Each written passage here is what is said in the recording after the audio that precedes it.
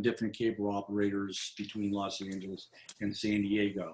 And then through that, I always had my arms around sports, directing and producing mostly live sports events.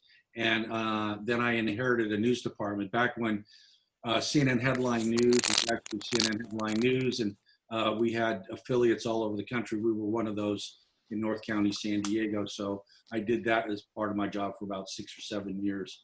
So, and then I got started in news radio when I was going to school at University of Arizona. But throughout that time, I was also freelancing for people like HBO and ESPN and whenever I could pick up gigs, you know, so I worked a lot, you know, for many, actually a few. Production guy, not to make light. I'm a production guy. No, I love to create stories and do production, but exactly it. But I always thought, hey, when I get old and gray, and I guess I'm there now, I'd like to do a documentary. So I'm going to practice. So I actually had done 3 half-hour documentaries or documentary shorts. For those of you who don't know, usually something under 50 minutes is usually considered a documentary short. So I'd actually true labors of love, right? Documentary shorts. And the last one I did actually was a music-related documentary. So that really gave me the confidence to go for my first feature. Even though I told my best friend, if I ever do a documentary again, just punch me in the face. Because it's just, it can be torturous at times. But anyway, here I jumped into the feature length, and that's totally different than documentary short. You say, oh, it's just another hour, half hour, but it's kind of, I don't mean to be sexist, but it separates the men from the boys, so to speak. I think I sent you, I just did my first with a partner, and it was only 45 minutes, and really, and not, so yours, over an hour and a half with everything. The whole time I'm watching it, thinking, first of all, you must have spent, I mean, because you did everything, right? I mean, obviously you have done. I've done. Well, the key to really the success of the film is Julie, you know, Lewis. I mean, because she just incredible at documentation and in record keeping and pictures and elements. I mean, and then of course she's the one that booked the majority of all of our interviews, you know, so that was key. So here are these incredible iconic figures in the history of electronic music, and it was it was very fun, it was very emotional for them too, because some of these people they hadn't seen in years, and it was under the circumstances of them being interviewed for the film in which they saw them again. So it was just a heartwarming experience beyond anything I've ever had.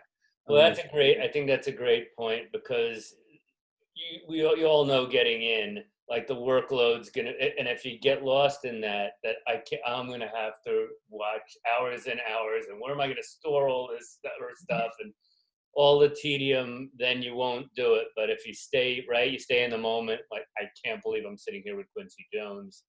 I can't believe I'm sitting with this person who people don't know of, but is like a legendary figure in music instrumentation or in composing or in producing music. How cool! Who gets to do this, right? Yeah. If there's time in this session, I've got about a 10 to 15 minute story on Quincy that is hilarious. So if you tell me, make sure, and I think it's a great lesson. it will be a great lesson. Which is, don't say no, even if they're about to send the sheriff. Tom, and you've got to have had a lot of times in your life. Tom's been very fortunate to have worked sports fan for the Boston Red Sox, I mentioned now the San Diego Padres and the Los Angeles Dodgers, where even though, and you had, you know, a lot of people working for you, right, when you were running, say, video operations, but still, you know, were able to say to yourself, like, you know, I'm getting paid for this, and that's what I'm running around with. Yeah, I started in TV news in Palm Springs, and went to Nashville, Tennessee, and rapidly got into sports because news was getting a little negative. And sports had been a passion, and I didn't. My son just walked in, ladies and gentlemen, Trevor Catlin, here at Coronado High. High school already. God. And most importantly, our dog Bentley. Sorry, Trev. But I started in Palm Springs in news, and then got into sports, and was in sports. I went to the Orange County News Channel where I met Pete, and then went to Fox Sports in Los Angeles, and then was freelancing and came down to San Diego and got a job. I didn't even know baseball teams had such jobs, but got a job with the Padres in their production department. And I was lucky enough to work for people who wanted to tell stories. And so I did that for the Padres. And then my leaders, my mentors, went to the Red Sox, and they took me with them to the Red Sox, which was fantastic. I loved the baseball in Boston. I didn't like so much living in Boston, even though I grew up in New York. I missed the palm trees and sunshine of California, and came out to, I got a good job with the Dodgers. So I worked at the Dodgers for a few years, again, telling stories, but also running the video board operation. And from there, things got ugly there. The husband fired the wife and her entire staff. Imagine getting fired by your husband or your wife. Fun time. That's the end of the marriage. Then I went freelance. I worked in Phoenix for a year for Major League Baseball, and then I came back to San Diego, where I've been lucky to work for Fox Sports San Diego for since 2011. I think this is the longest stint I've ever had at any job.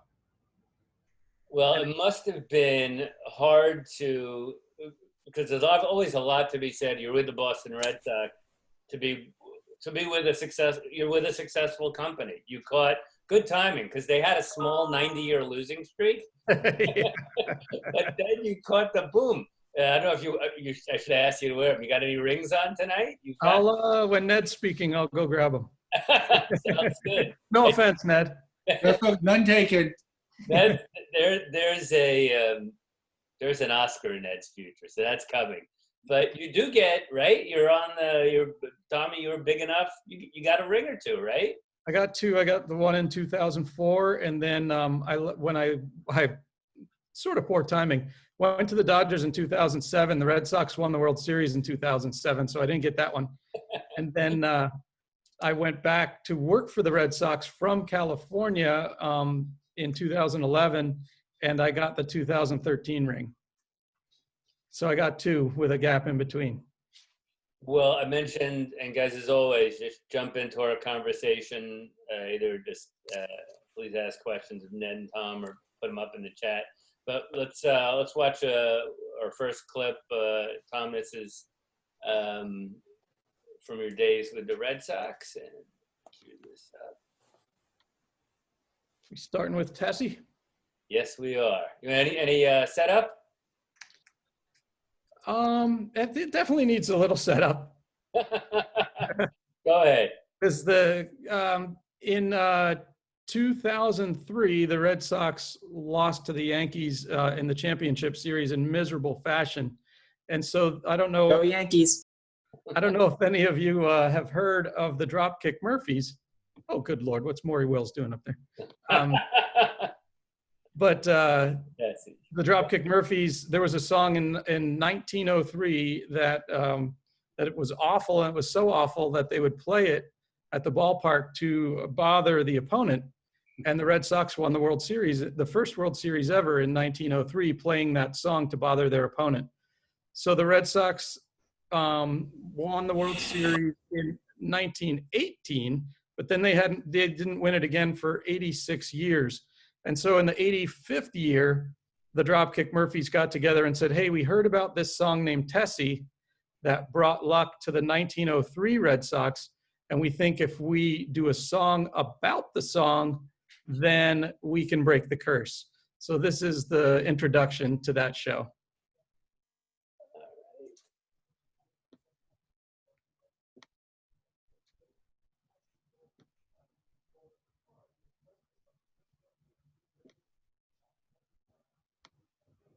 Hopefully you're seeing this. Yep. This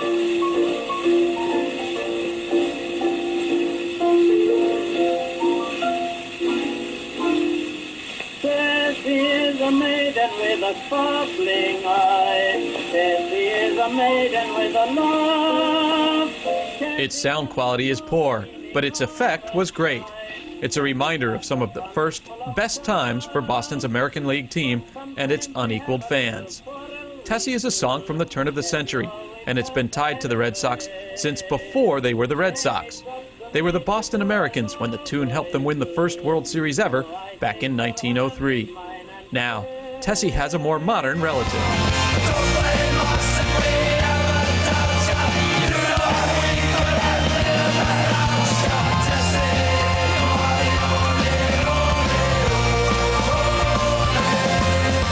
So who is this Tessie? What are these songs about? What do Johnny Damon, Bronson Arroyo, and Lenny DiNardo have to do with her? And most important, with their help, can she reverse the curse? It's all next on Red Sox Stories.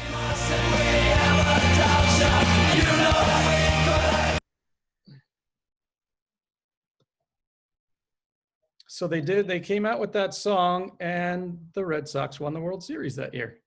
So there's, I don't know that everyone's, so you guys now, the class, you've grown up with the Red Sox.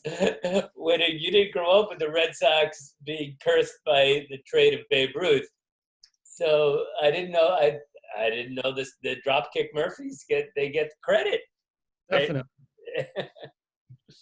That as crazy as Boston is, and I always tell people this, it's a great sports town, passionate about all four sports, original hockey team, of course the Patriots, all that, but it's always a Red Sox town, right, Tom? It is. You're sort of born into it. People are bringing their kids to Fenway Park as soon as they're born, as soon after they're born as possible, and it's really as much a tradition, I'd say, as going to the beach in Southern California. You just go to Red Sox games. That's what you do when you're young and you grow up a Red Sox fan. And they're passionate to an extreme. They're like the Red Sox, successes and failures will determine a lot of moods. So I found it a little bit much, but it was great to have a passionate fan base. So Ned, why don't you give us, and then we'll watch your trailer. So it's a little more than a dozen years ago. We'll be toggling back and forth between Tommy's stuff and clips of Ned's documentary, The Ballad of Don Lewis. But you're doing production stuff a little more when you meet. What was the story of how you met Don, and then how the light bulb, I guess, immediately went off like this? He was there for an interview? I'm trying to remember. Well, actually, since I was first exposed to the sounds of electronic music, it dates back to like the theme for the Rockford Files and a number of primetime high-end commercials that were the only companies that could afford access to a synthesizer. I was fascinated with this. I mean, you youngsters in this class, it's hard to convey it to you, but when you've lived 12 or 13 years on this planet, you think you've heard every sound that's out there, and all of a sudden here's this sound, this sonic experience. It's so different than anything you've heard before. It's very bizarre. So it certainly spurred my imagination and got my attention. So I always thought it'd be fun to do something on that experience. And then you leap decades forward, and I meet Don. The way I met Don was really when I had my management hat on, because I was an advisor for a board in the city of Carlsbad in which they took money from franchise fees to fund projects, video projects. And the Museum of Making Music came in and said, there's this guy named Don Lewis, and he's bringing back this historical instrument, and we want a few $1,000s, to maybe just do some. We don't know what we're going to do, but we think this is worth investing in it because it's such a historical moment. So down in Carlsbad, I don't know if any of you guys are down that way, they have a Museum of Making Music. And it's a wonderful place. Who knew? Yeah, who knew? Yeah, in Carlsbad, next to Capitol Records, sure, but right? Yeah, and they're going through a major upgrade remodeling. It'll be open early next year. So I highly recommend each one of you go, because it's like a good friend of mine from LA that came out, and then I introduced him to the music for the first time, and we're in there 4 seconds. He goes, wait. I said, what? I thought he'd like Lawson. He goes, I'm getting the chills. My heart is pounding just being in this place. He just got such a good vibe from it. So they wanted to make, they said, this story needs to be told. Yeah. So what I said to the council appointed board, I said, look, before you approve this, I just want to tell you, I find this subject so, interesting to me, and I'm kind of not well versed, but familiar with it. I will donate my own time and off hours to make sure that this money is used in the best possible manner, so that this really happens, And so I was thinking that I could still maybe do a documentary on electronic music, which is a broad subject to say the least, almost an impossible subject really. But so what was missing was the person. And here all of a sudden, Don Lewis is thrown in my lap by the gods as the personification of electronic music. I mean, it was just perfect. And I think, it was like 5 nanoseconds into my interview with Don, I knew, this was just a great relationship. And so he calls me, I'm his little bro and he's my big bro, so we just hit it off right away. And of course, Julie was right there. You were interviewing him for a local cable show down in... Yeah, it was just, a local cable show. Maybe at one point we're thinking maybe a series of stories that would air on CNN Headline News. We really weren't sure how we're going to use it. But at the end, it turned into this documentary. There was never this small project that they looked at, because I got my arms around it. And what I did do is I said, I got to get something done because I promised it. So I put together a 1-hour kind of performance documentary, like The Last Waltz. I know about The Last Waltz. So I thought it would be, it was a retirement concert by a band called The Band, which is a great band. Any of you guys familiar? The Band? It's largely regarded as maybe still the greatest concert documentary, also directed by Martin Scorsese. So. Yeah, and Martin, he shoehorns himself in there, in the dressing room doing interviews. I didn't include myself, but I just took the interviews we had, put together the piece, 1 hour, called up Don and Julie. They live up in Pleasanton. I said, when you're coming down next, I'm done with this. And so they came down and they watched it. That's another story, but I'll cut to the punchline of why I brought it up and why you wanted to hear about it. Is I said, it's good news and bad news. They said, the bad news is this is never going to air because I don't like it at all. It's missing stuff. I said, but the good news is we're off to a great start for a documentary if you guys want to pursue that. So I love the honesty. All right, let's watch and speaking of documentary, so here's the trailer to the legend, the Ballad of Don Lewis.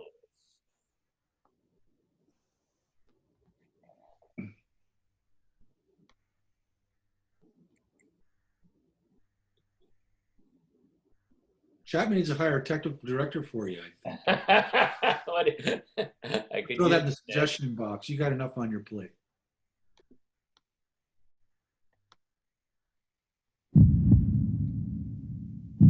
His vision of what instruments should do is still 10 years past our ability to make them. Look at the things he invented and the things he modified.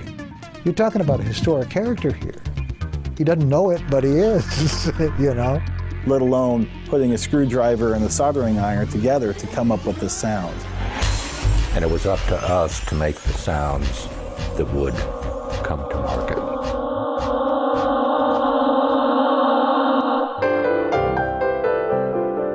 There's all kinds of stories through history when you have the greats, the Galileos were persecuted. And you have to really think that Don Lewis is like a Galileo. Don was a threat. He was an extraordinary danger to the Musicians Union. I mean, the Musicians Union at that point was hanging on for dear life. To me, it was never an attempt to displace a musician, just another instrument and color in the orchestration. There were a lot of things that they insisted continued as a tradition. One of which was black musicians were listed separately than white musicians. I mean, it takes a while to overcome that kind of pre-programmed prejudice. He was a pioneer. His forward thinking was way beyond what most people were even dreaming of. He got it. How dynamic these sounds were and just how difficult it was to do that. Already we think how to synchronize each other, already programmed, but he did by himself.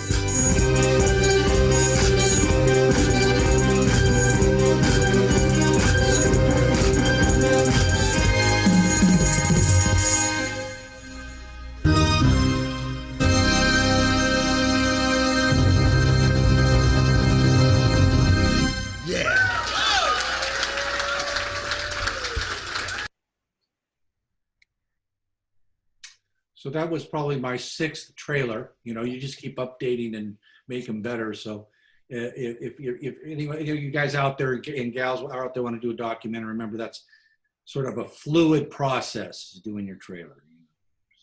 At least it was for me.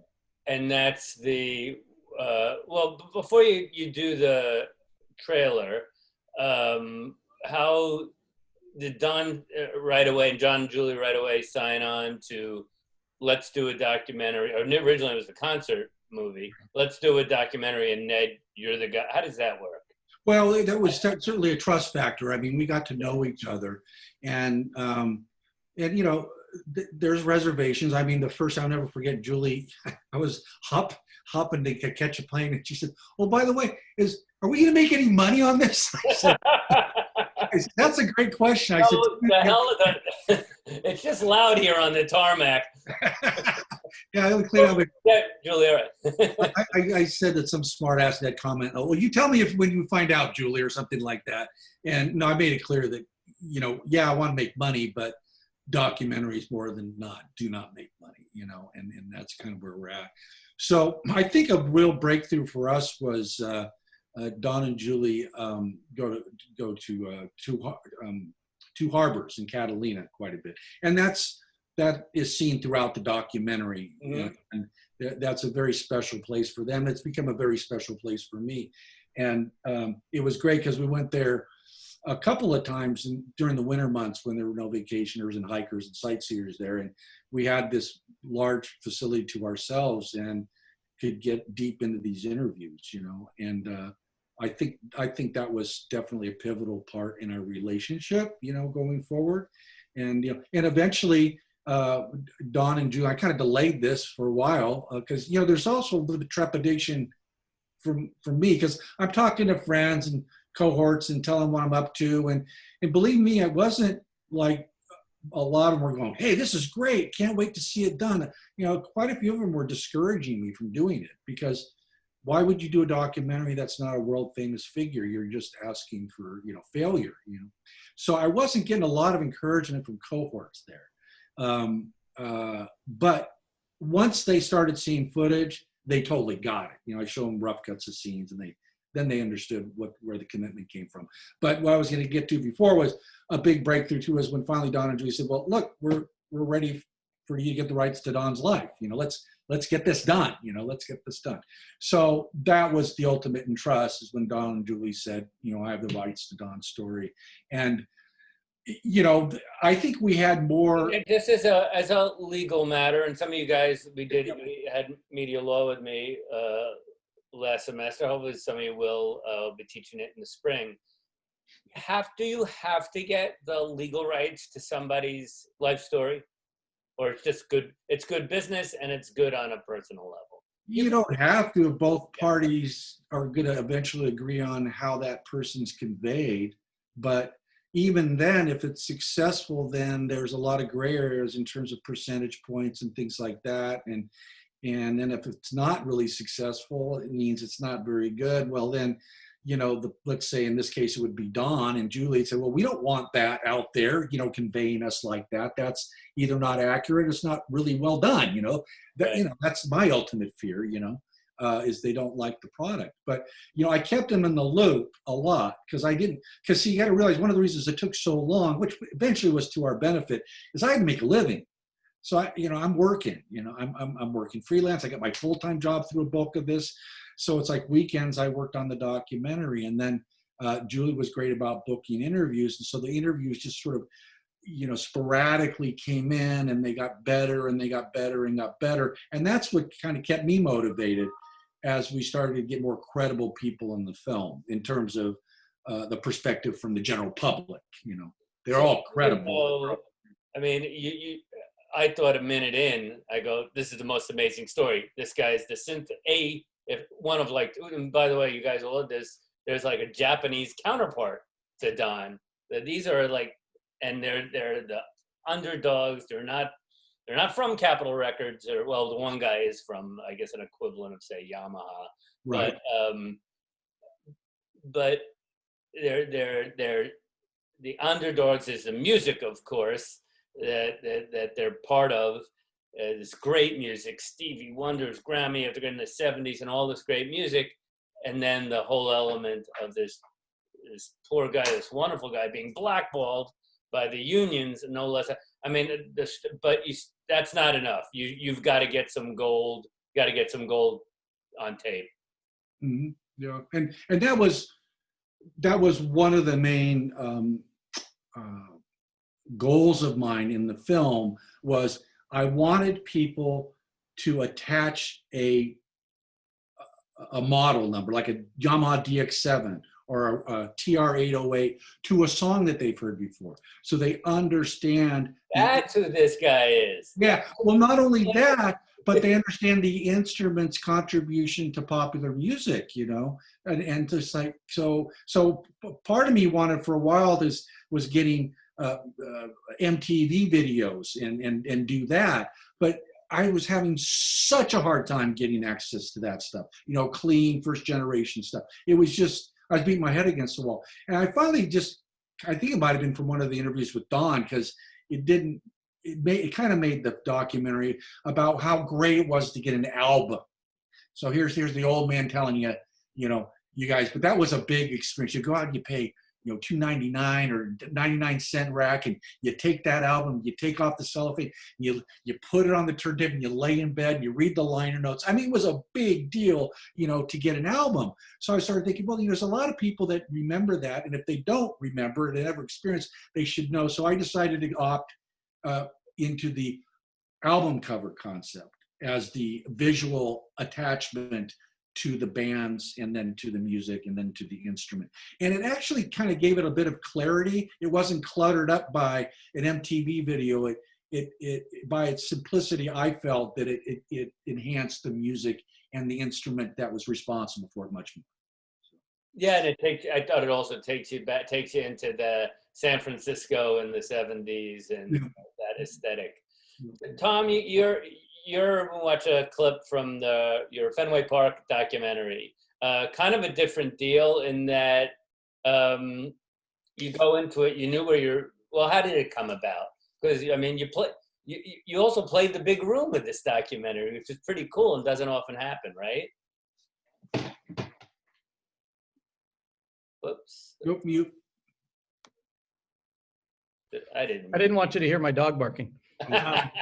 You'll probably hear mine before the night's out. Sorry about that. Yeah, 2 years before the 100th anniversary, I was asked to do this, the story of Fenway Park, and not make it about players, make it about the building and the ballpark itself. And it was kind of a daunting task, because 100 years is a lot to cover, and you know, to try to find material on especially on the early years was a challenge.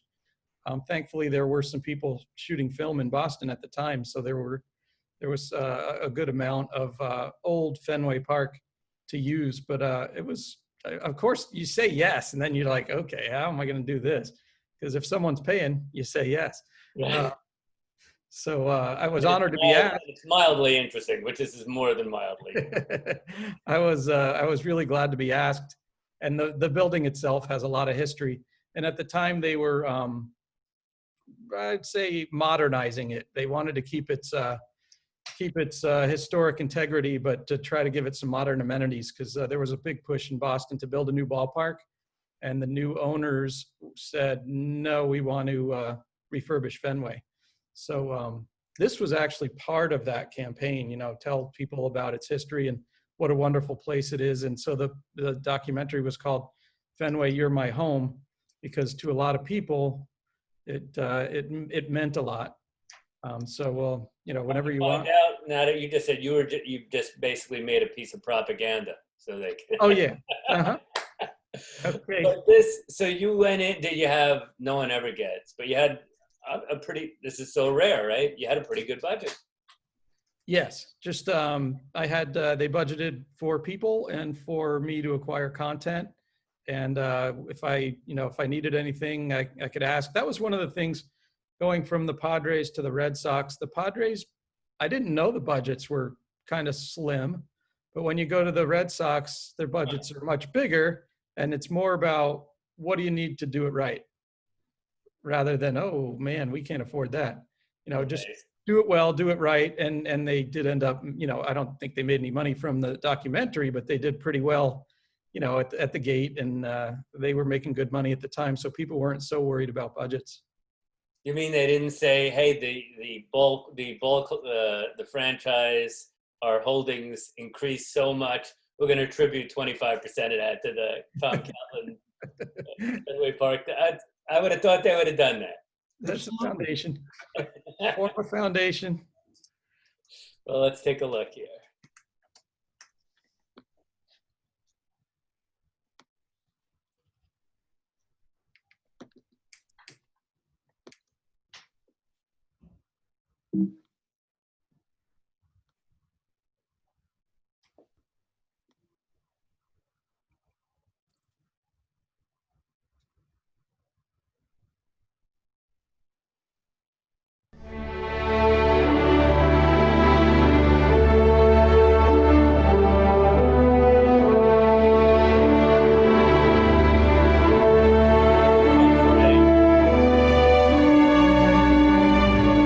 Time I walked into Fenway Park, it was like walking into a church. I was looking where the holy water was to dip your hand in and bless yourself.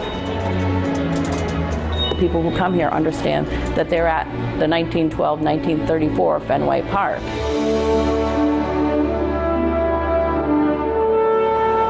Why does the park mean so much to me? It's irrational. I mean, it's just the way it is. My grandfather first took me to Fenway when I was probably 2 or 3 years old.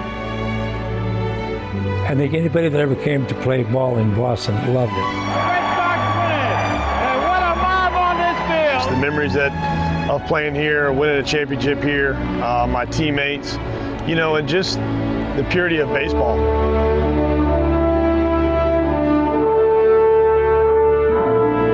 For the first known time, the Star Spangled Banner was played prior to a baseball game. We had 4 pro football teams call this home. It was an honor in my part. It was an honor to fight at Fenway Park.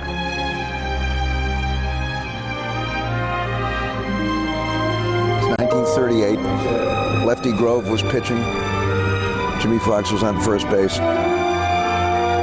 It's part of their personal and family heritage. It is our ballpark.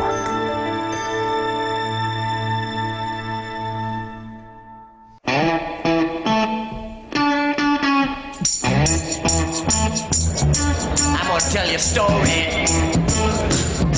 I'm gonna tell you about my town. I'm gonna tell you a big fat story, baby.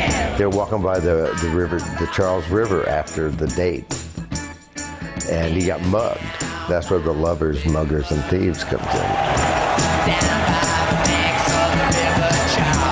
People are real. They irritate you at times. Sure they do, because of their passion. Today marks the 52nd consecutive opening day game that I have attended at Fenway Park. Oh, I don't believe in all of that stuff. That stuff is a lot of junk. Well, I love that dirty water. Oh, Boston, you're my home. So this is after still curse was no, you're after the curse, right? Right. 1 championship, 2 championships. By then they had won 04 and 07. Gotcha. But that was that guy was he'd been there for like 50 years and was part of the grounds crew. He was the head of the grounds crew because at that age he couldn't really do any more grounds crewing. But he was colorful. There were, so what are some of the big decisions that go in? So, so this would first run, Red Sox own their own sports network, Nesson, right? Yes. So this was, the first run was on the sports network, or was it, you put it in theaters, I think, even? It was on, it ran in a theater at, I'm trying to remember the name of the theater, but I don't. It ran in a theater in Boston at the end of a season.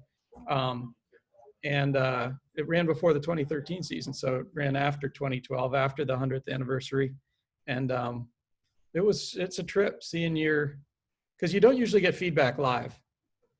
So, you watch on TV and you have no idea what the audience thinks, but it was really actually nerve-wracking to be in the theater and getting live feedback. It was fun. I was going to ask you about that. I don't mean to interrupt, but that's TV guy and having these screenings. I really didn't want to be there, so I don't know if you felt the same way. But yeah, no good can come from that. Yeah.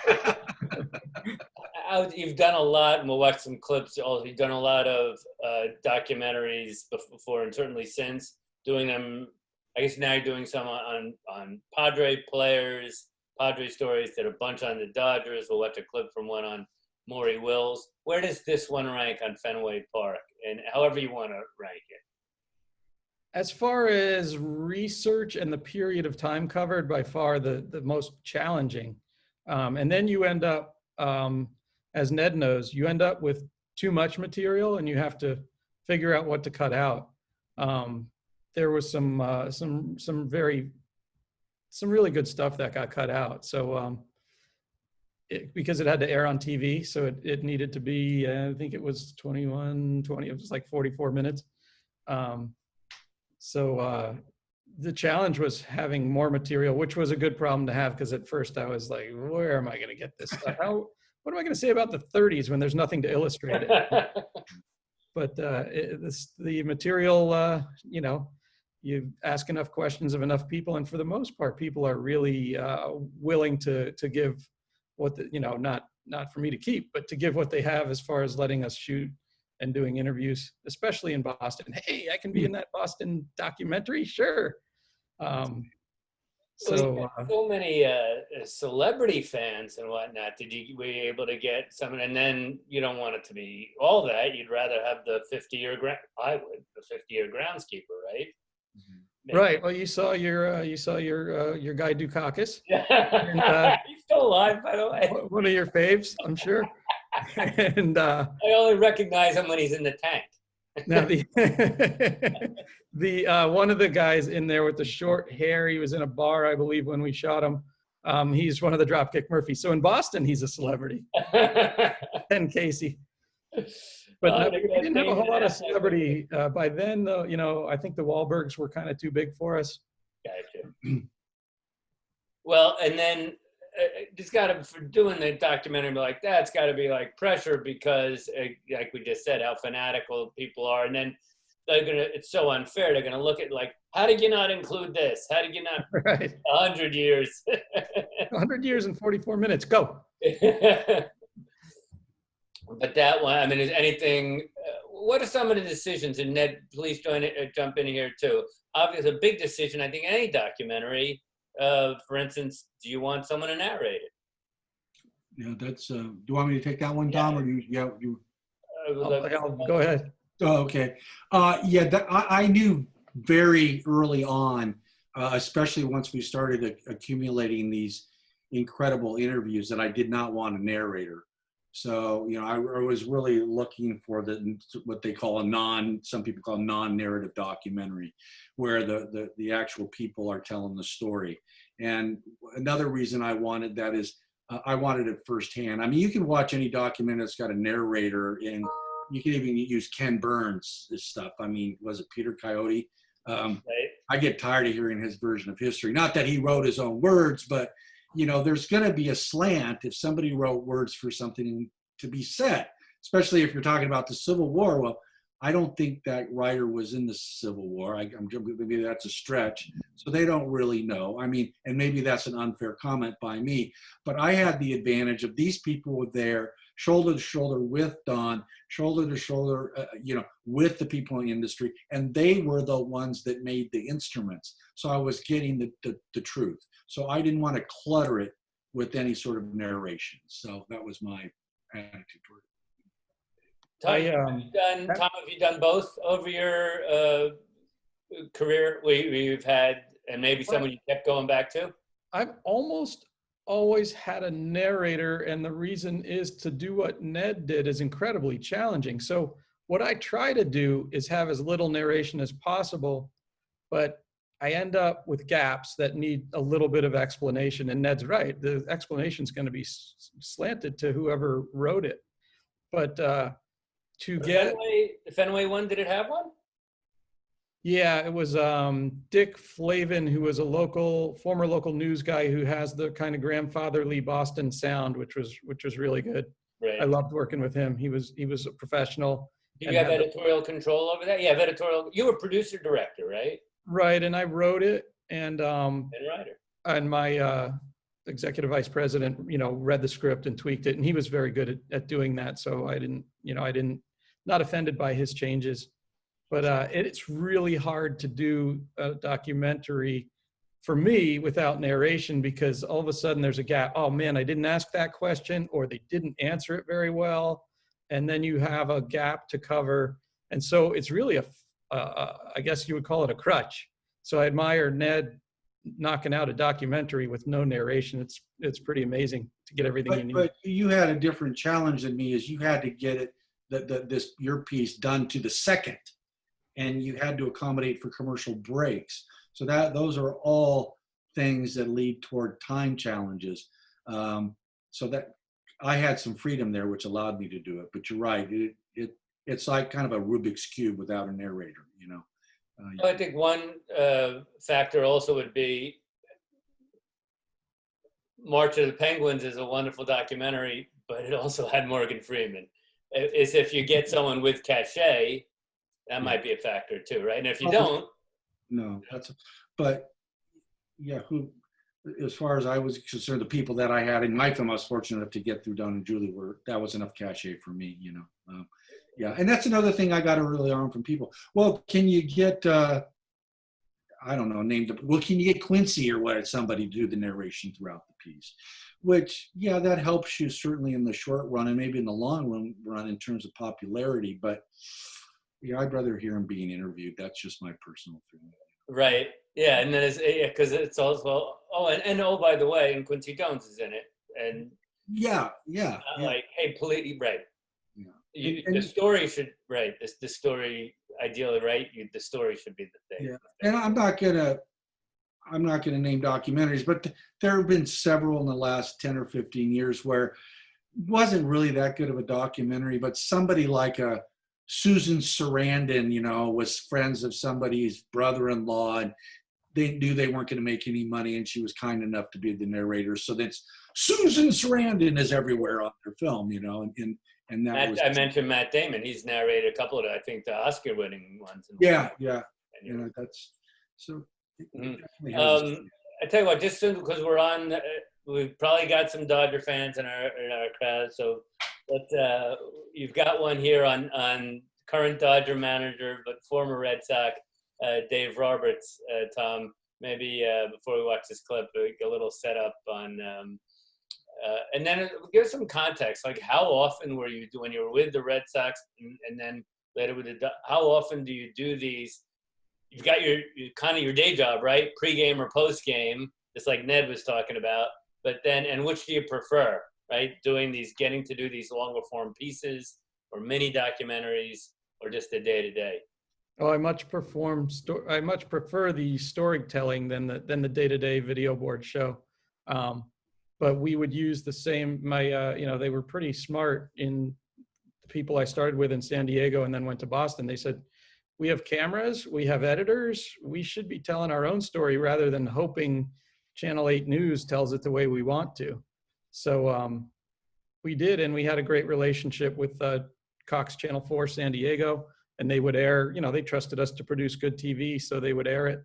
And it was a great relationship between our affiliate and the team. Well, and then when you were doing, before we get to this Roberts piece, I know from when you were with the Dodgers, and gang, you probably, seems so normal to you guys. You go to a ball game, right? And it's almost like sensory overload now, right? From the moment before the game starts, but from the moment there's the anthem, you're being entertained. And Tom, I remember you told me you had your marching orders were, I want something new on the board every 2 seconds. I'm thinking, it's a baseball game I just Isn't that what I'm watching? I did have bosses who were, they love baseball. They weren't so much into the razzle dazzle. So they said that between innings, at least keep the music low enough for people to have a conversation. In my first, I was at the Red Sox. It was my first game at the Red Sox, and I was, directing in the control room, telling everybody what's coming next and this and that, and the phone rings. And I answer it, and the owner's name is John Henry, and some lady on the phone says, John Henry would like to see you in his suite. So I said, oh my God, this is cool. The owner wants to talk to me on the first night. But by the way, which probably isn't hard to figure out, he's a multi-billionaire. Go ahead. And a little eccentric. So, yeah, he's as eccentric as rich as he is rich. So I'm thinking, this is awesome. The owner, wants to talk to me. And at the time, Fenway Park only had a giant cluster of speakers right behind the center fielder. If you see old photos of Fenway Park, there's a gate, like a fence, and that was so that the sound could come out of the speakers. And so it was just giant speakers pointed at the stands. And if you sat down low in the owner's seats, the sound went over your head, so it wasn't loud enough. If you sat in the owner's box, it was too loud. So I go to the owner's box, and he's sitting there by himself in the front of his suite, because I'm not sure anyone wants to sit with him. And I'm thinking, I said, hi, Mr. Henry. And he goes, are you Tom Catlin? I said, yeah. He goes, the music is too effing loud. I said, and then there was an uncomfortable 8 seconds of silence. And I said, okay, thanks. And I got up and left. That was my comeuppance. I give you credit. You didn't capitulate as much as I would have. Get right on that. Am I fired? Yes. Come on, buddy. This is day one. Well, there is some. I mean, it's his. Anything other than, don't you understand? You're in the right. You're absolutely right. I'm going to turn it down right now. So the Roberts piece, example of how you could take just set it up and when we'll watch it. So in the middle of 2004, the Red Sox are making a run at the pennant, and they trade Nomar Garciaparra, a very popular Red Sox, and they trade a bunch of guys at the trade deadline, and they get Dave Roberts, who's the starting outfielder for the Dodgers. And Dave is kind of bummed out because he knows if he goes to Boston, he's going to be a backup. So he's pretty bummed out, and he thinks about not going and maybe retiring or quitting. And he decides to go and just be a good teammate. And so in the 2004 playoffs with the Red Sox trailing 3-0, no team had ever come back from a 3-0 deficit. Dave Roberts gets put in as a pinch runner. And so I think that sets it up well enough. And if I missed something, I'll catch it after. Wait, I tell you here, we'll play it. The curse was alive and well. The Red Sox were going to lose again. For the 86th consecutive season, they would not be champions. It's 14-6 for the Yankees. For the second consecutive season, they had made the American League Championship Series against the Yankees. And for the second consecutive season, the Yankees were keeping the curse of the Bambino alive while ruining the Red Sox World Series dream. And the Yankees lead 16-6. When the smoke from the Yankees' bats cleared, the final score was 19-8, and New York led the series 3-0. No team in baseball history had come back from a 3-0 deficit in the postseason. And this one mercifully has ended. We were kind of devastated. And I can't really say spiritually, so. It was more like, I can't believe that just happened. What the Red Sox needed was a ray of hope. You can't think we have to win 4 straight. I mean, that's the wrong thought process. We're down 3, we just got killed. You know what, we're behind the 8 ball. So the only thing to do is to shower, put a happy face on, as hard as that is, and get to the field tomorrow and do a better job. A man whose middle name is Ray, David Ray Roberts, a man who would not get an at-bat in that postseason, would provide that ray of hope. Your back's against the wall and you got to see what you're made of. Hear now the story of the ray of hope that led to the greatest comeback in baseball history on this special 12 in 12 edition of the Red Sox Report, presented by CVS Pharmacy. Welcome to Fenway Park. Get out. Red Sox. Play ball.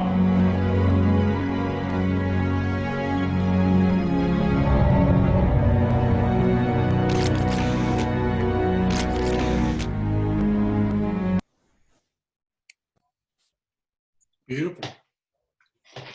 Tom, do you, on that one, and you're somewhat feeding the beast, right? Especially in Boston. How many were you doing, say, in a year? And do you kind of like that? Was that your idea? And that one was done in, it was like 2011 or, it was 2012 because it was a 12 and 12 takeoff on the 30 for 30. That we did 12 and we started in 2011. So I did like 6 one year and 5 the next. But at that point, I was not overseeing the video board. I was a freelancer. Which makes a little difference when you're putting together such long form and detail. I mean, talk about, and then will be a good segue to go back to Ned. Talk about just working with music in these documentaries. Yeah, one thing I would say is don't be afraid of having your music be a little bit over the top, like the Fenway Park. If you just listen to that music, you're like, wow, my story's not that grand. But then when you put it to the pictures, it ends up kind of raising the level of the production. So don't be shy about using music that you might think is too big or too grand for your piece, because you'll know when you see it if it is. I mean, the old way I was taught in the late 80s is music.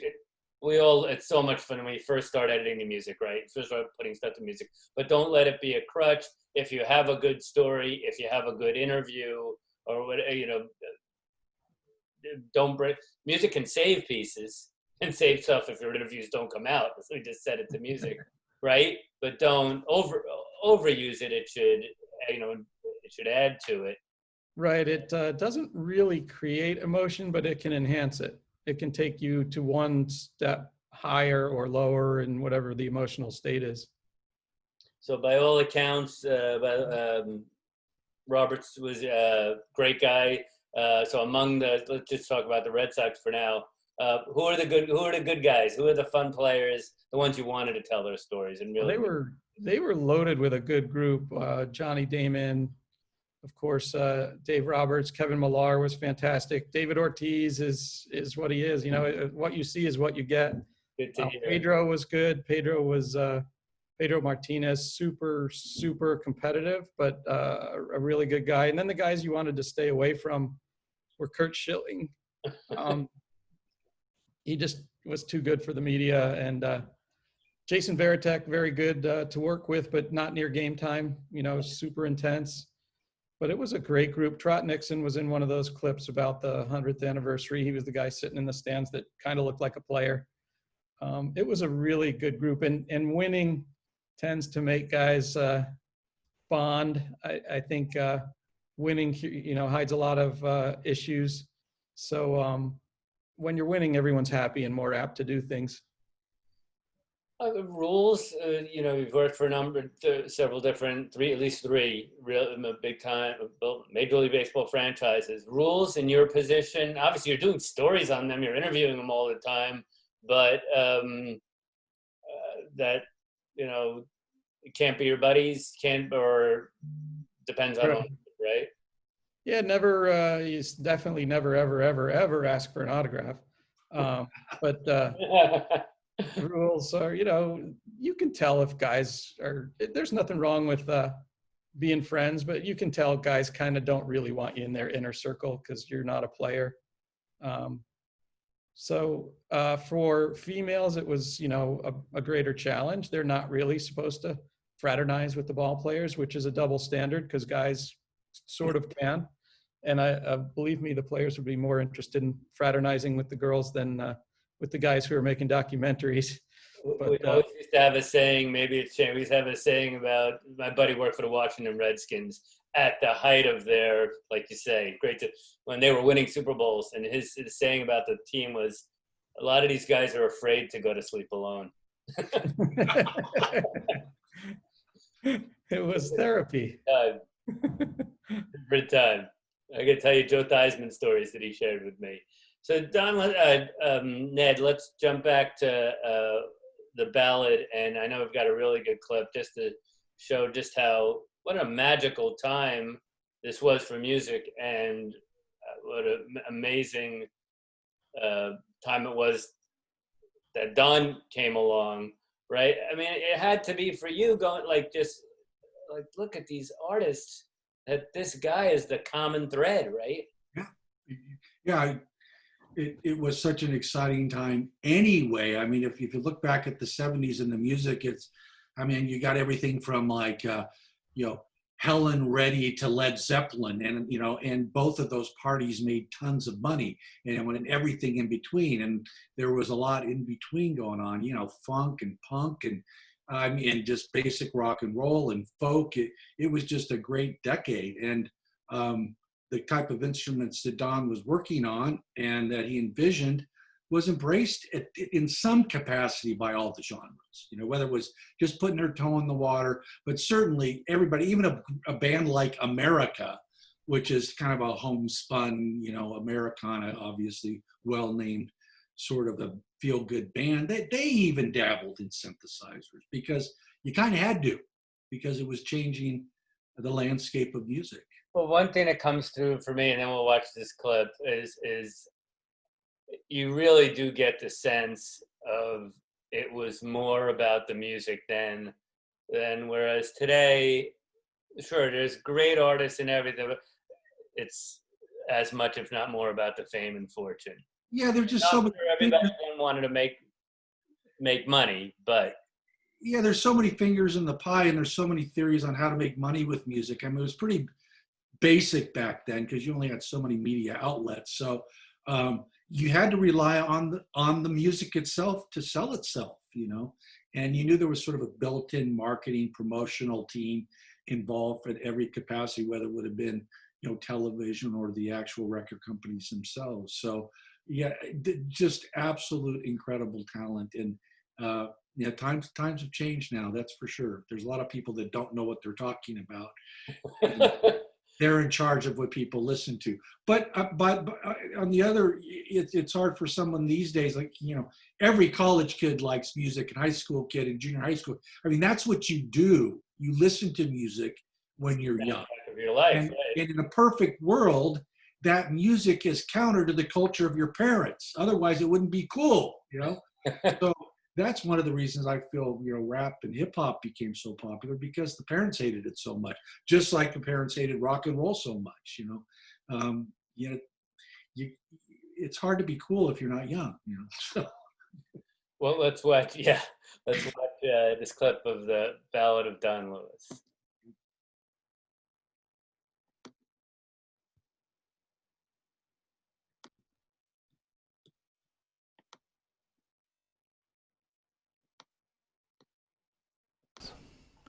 It's very interesting if you get under the covers with the great tool makers. If you get into Bob Moog's life and Tom Overheim's life and Takahashi's life, it is their reverence and love for the creative process that makes them do what they do.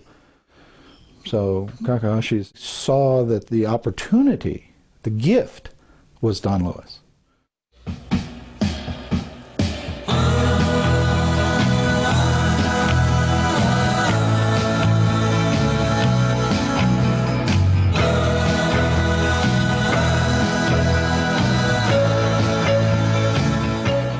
So all of this started in 1974. I moved out here to Santa Monica, and my first demonstration I did was really with the Beach Boys.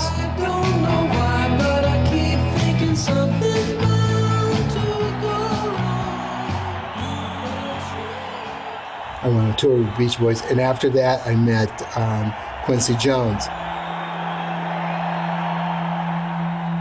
and Quincy Jones asked us to come in and show him a little bit about how this stuff worked.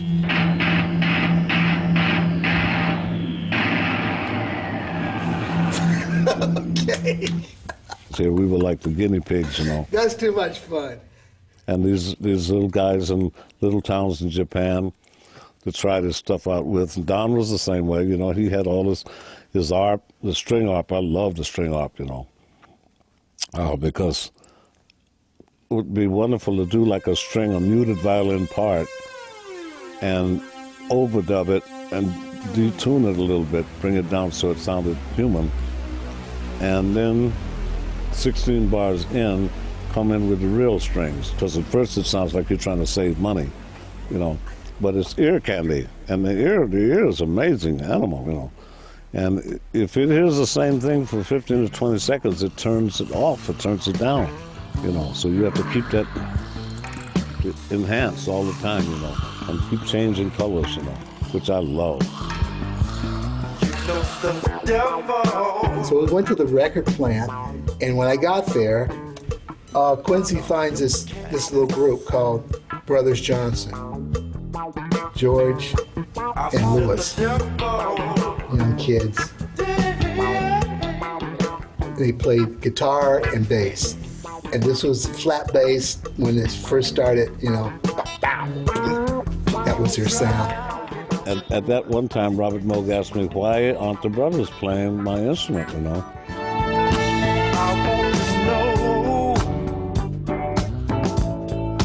Just how you feel.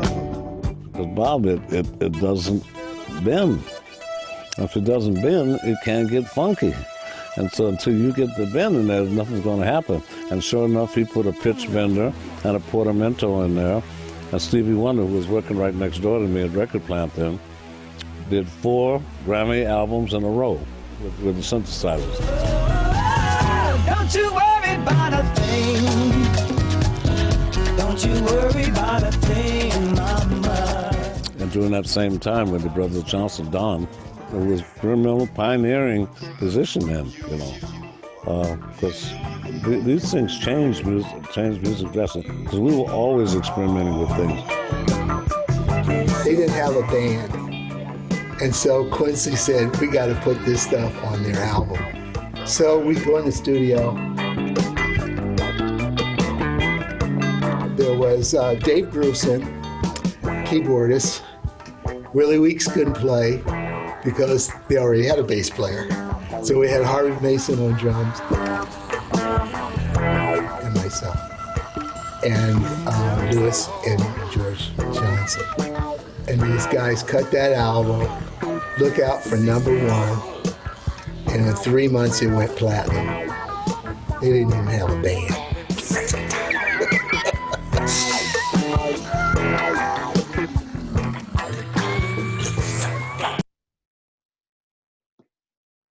So this is an hour-and-a-half long documentary. You've been worked on it for over a dozen years. Is this one of your favorite stories in it? That whole story, the Brothers Johnson and. Yeah, I love that story because it was sort of an antithesis to the time, because, you know, back then live performance was really big. It would drive your record sales and future record sales. And for Quincy to have this knowledge and ability to see this talent and invest money in the studio with these guys. And then you bring Don in as the coup de grace to take care of the electronic, you know, music aspect of it was ingenious, you know. I wasn't a big Brothers Johnson fan, but, I played a lot of ball in South Central, Southeast LA, and I wasn't exactly the shortest, darkest guy on the team, if you know what I mean. and so I would hear Brothers Johnson all the time. So it kind of brought back really cool memories for me when I played a lot of basketball, you know, reliving their music and selecting what to use, you know, from Look Out for #1. You know. And then I came to find out that there was a lot of people that just love Brothers Johnson. It just wasn't in my wheelhouse at that particular time. So I really didn't understand how great they were until I did the film, you know. Guys, please jump in and ask questions of Ned and Tom. I love the way you shot that interview. I'm sure that's another thing that stands out for you. And God, just looking at that old analog equipment. Well, I wanted to bring something up there because it's important for people to know this, because this is, I think, there's accepted structural components of any film, and the vocabulary, it morphs and it gets, I like to say it becomes more descriptive as the years goes on, but it really gets more confusing, I think. But in that case, with Don sitting there, that's, would be called an informal interview. And, the formal interviews are, somebody sitting in a chair with the lighting, predetermined background, and you're sitting there for an hour and you pull out a few minutes maybe out of it.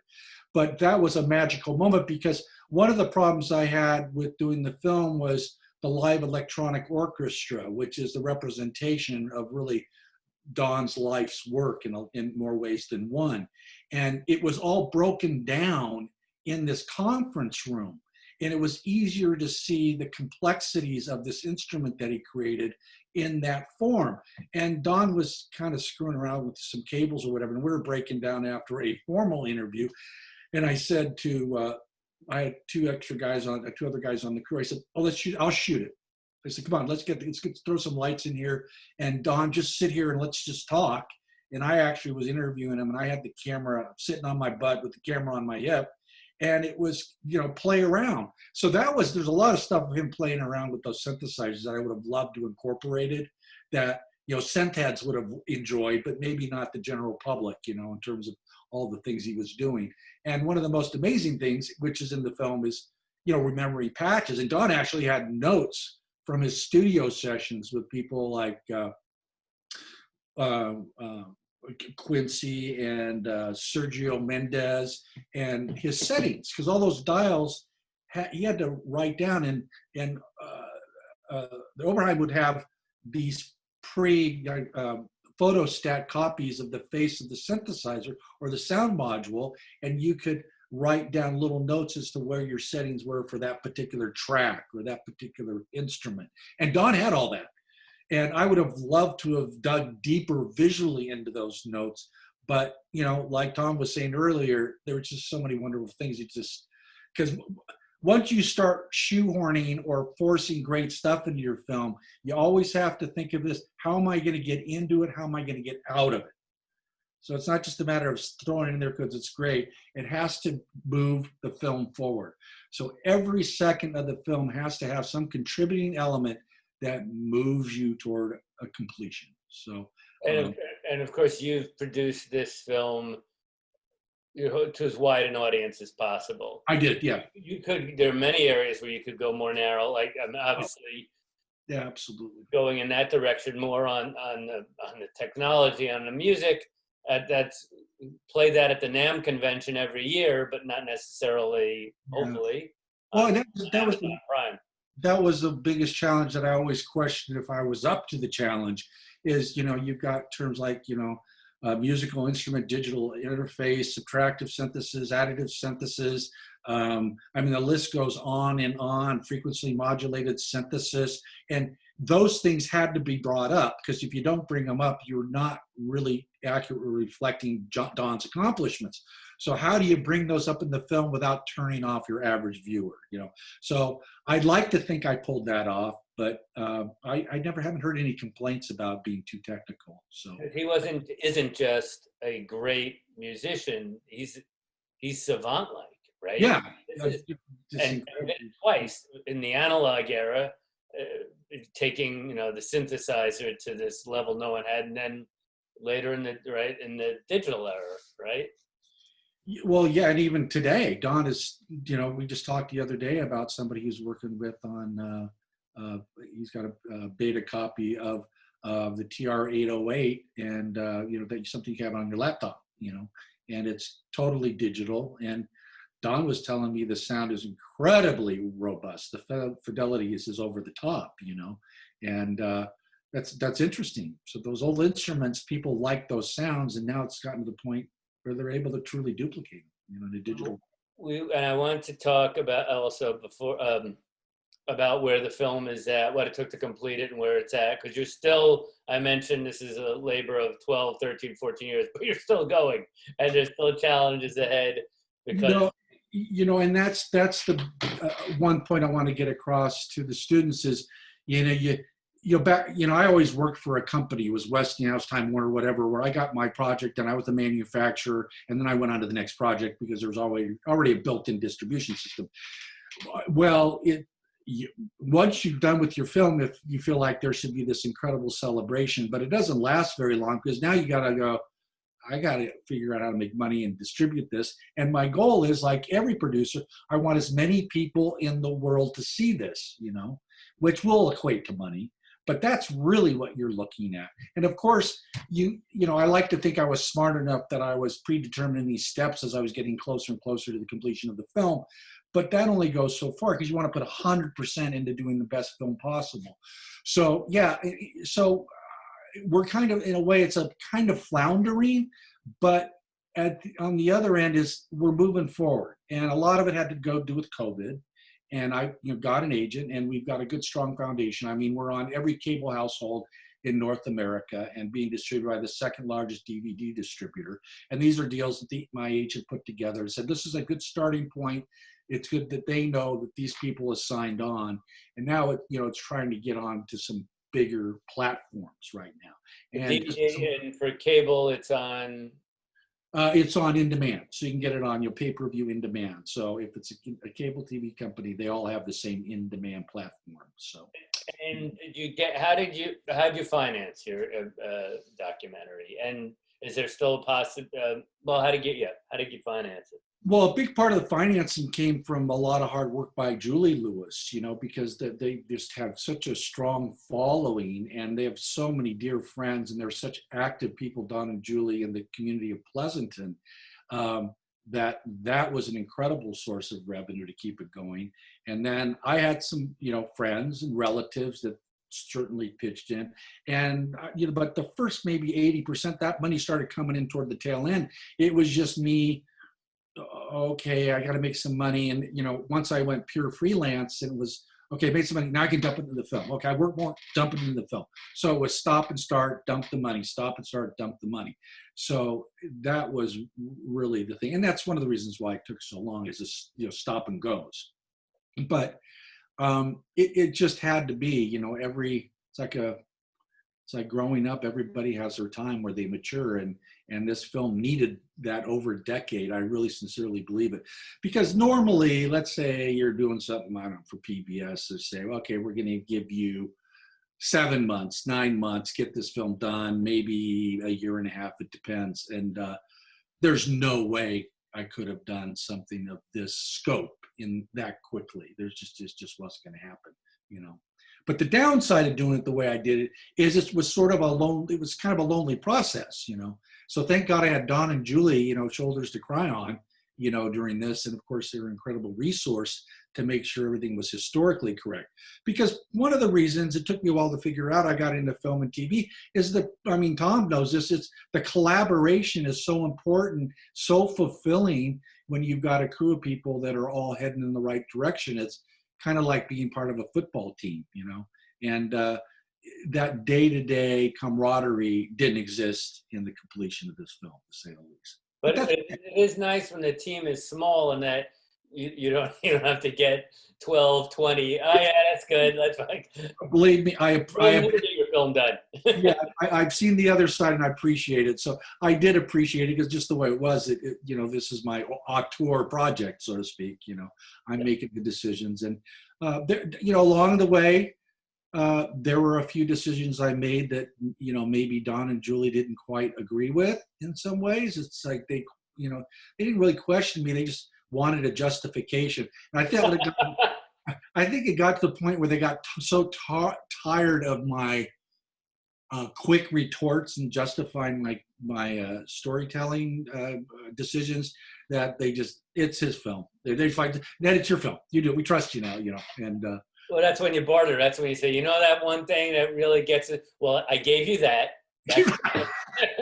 No, we have to go through that because eventually Don and Julie they trusted me. We just loved each other, and it's a family, so it worked out fine. So let me ask you. So Ned mentioned, Tom, that he saw the interview where Don's just lounging around on the ground with his old equipment. Right. So he straps on the camera and he shoots it. Now I know you. I do. Yeah. Right. Back in the '90s, you were Tom. We had a staff of camera people, but no one was a better shooter than Tom Catlin or editor. Okay. But again, that's got to get harder as time goes on. But do you still strap on the camera and stuff? Well, before Tom speaks, I just want to say I don't really like shooting anymore. Personally, I don't know about you, Tom. I feel like I'm getting too old for it. But anyway, I had to get that in. Well, you were able to do it. It's impressive. I try. How about you, Tom? Oh, he's paused or he's muted. At the same time, you made him really comfortable. You could tell he was comfortable just sitting there telling his story. It's not easy to do when there's a camera in your subject's face. No, it isn't. I have a saying, and Julie got a kick out of this. I said, the camera always has loved Don. And I said, well, I think Don really loves the camera too. Yeah, that helps.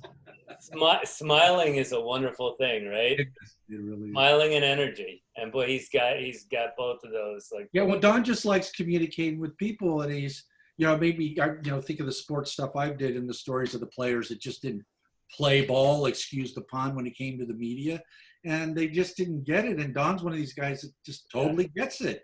It's about communication. It's about entertainment, and there's certainly ball players out there for some reason think they're beyond the scope of entertainment and they should be playing ball because that's why they're making a living, So. Well, that's the old saying about ball players, but they don't know how to say hello till it's time to say goodbye. Right? Exactly. You ever heard that's a good? I hadn't heard that one either. They're a little, that's maybe pre the days of agents and whatnot, landing, and now they're if they can't figure it out, they got someone to figure it out for them. For the group, you asked if I still edit. Reluctantly, I don't have the patience to edit. I look at Ned's piece, and some of the editing in that piece is incredible. And someone had a remarkable patience to do that, and I just don't. I want to get it done. I don't have the patience, and so my stuff usually turns out better if someone else edits, someone with patience and some artistic skill. But I still do I love to light and shoot interviews. But I don't love chasing B-roll, running around trying to shoot B-roll of things. That's work. And if you, as students, can edit and you love to edit, you'll always have work because it's so time consuming. Right. Well, you learn everything. That's the thing. I've always felt that there needed to be an educational institution where the first classes you take aren't, broadcast history 101, but you just start editing and you just edit other people's footage. And because once you edit, then you really kind of know how to shoot because you're screaming and cussing at the person for not getting the shots you want while you're cutting. So I've always felt that's the heart of learning everything is in the cutting. We have, I think we have Don and Julie with us, joining us on this Zoom call. Yeah. Let's see if they're there now. That was the hope. And if not, I see Julie. There she is. Oh, nice background. Is that Pleasanton behind you? Oh, I gotta find her. There she is. There she is. Yes. Hi. Yes, this is the ridge where we go hiking. It's a few miles from our house. Yeah. Well, thank you. So at any rate, I think Don's here too. There he is. There's the star to show. There. It's a pleasure to meet you. Yeah. Via Zoom. This has been just a thrill to sit here and listen to these two producers and editors and then watch. I feel like yeah. Did you What's feel that? like you wanted to edit some of Ed's comments? Yeah. I thought you finally. I thought you were letting him go. Yeah. No. Well, it's been really fun to hear all all of the discussion. And Tom, we've been enjoying your clips and hearing about your films too. That's wonderful. Thank you. What is it like? I think. What is it like to have you had your life story told? What is that like? Was it something that you envisioned at some point would be done, or something you never thought would be done, and even have been reluctant because I can tell watching it, you're humble people. Never did I ever think that my life would be on the big screen. And especially the way that Ned brilliantly tells a very complex story. This is not something that was planned. This was not on my bucket list. A lot of people would think. No, it was out of associations with people and music that brought this together in the background of what most people didn't even know existed. And electronics was one of my first loves when I was in high school. And we built a TV at the very end of that. So I understood circuitry, I understood electronics, and I was also in music. And so when you're working with electronics and you're working with music, you're working with the same stuff. It's the fact of learning how to take a vibration and make that vibration into something. The universe is nothing more than vibrations in the quantum theory of the string. And so when you look at music, music is the control of the vibration. And so using electronics to make the vibration was no different than somebody getting a violin and a string and doing it mechanically. So I always looked at music as being produced first with the voice. That's why the most popular songs or records are by vocalists. All the popular songs are like that. They always carry it out. Brothers Johnson, if they didn't sing, their record would have been as popular. But the human voice is common to everyone. Everyone has one. And so what we did as human beings, as we evolved, we started making rhythm on a log with sticks or something. Okay, so you take those sticks and you get that stuff going, and it says, oh, there's a rhythm, a drum. That was our first instrument beside the voice. And then we started to sing. And so the people who are the most, I think, most revered, who play musical instruments, when they play those musical instruments, they're really trying to emulate what the human voice would have done if it had been an instrument. The phrasing, that's when the musicality comes out, that's what touches our heart. That's what moves us. And when the rhythm comes out, that's what gets us, you start to get into it. And those are the things, the ingredients in the electronics just allows you to use another part of the universe in the vibratory source to do that electronically. And so then we move from analog, and then we go from that to digital. It's the same stuff.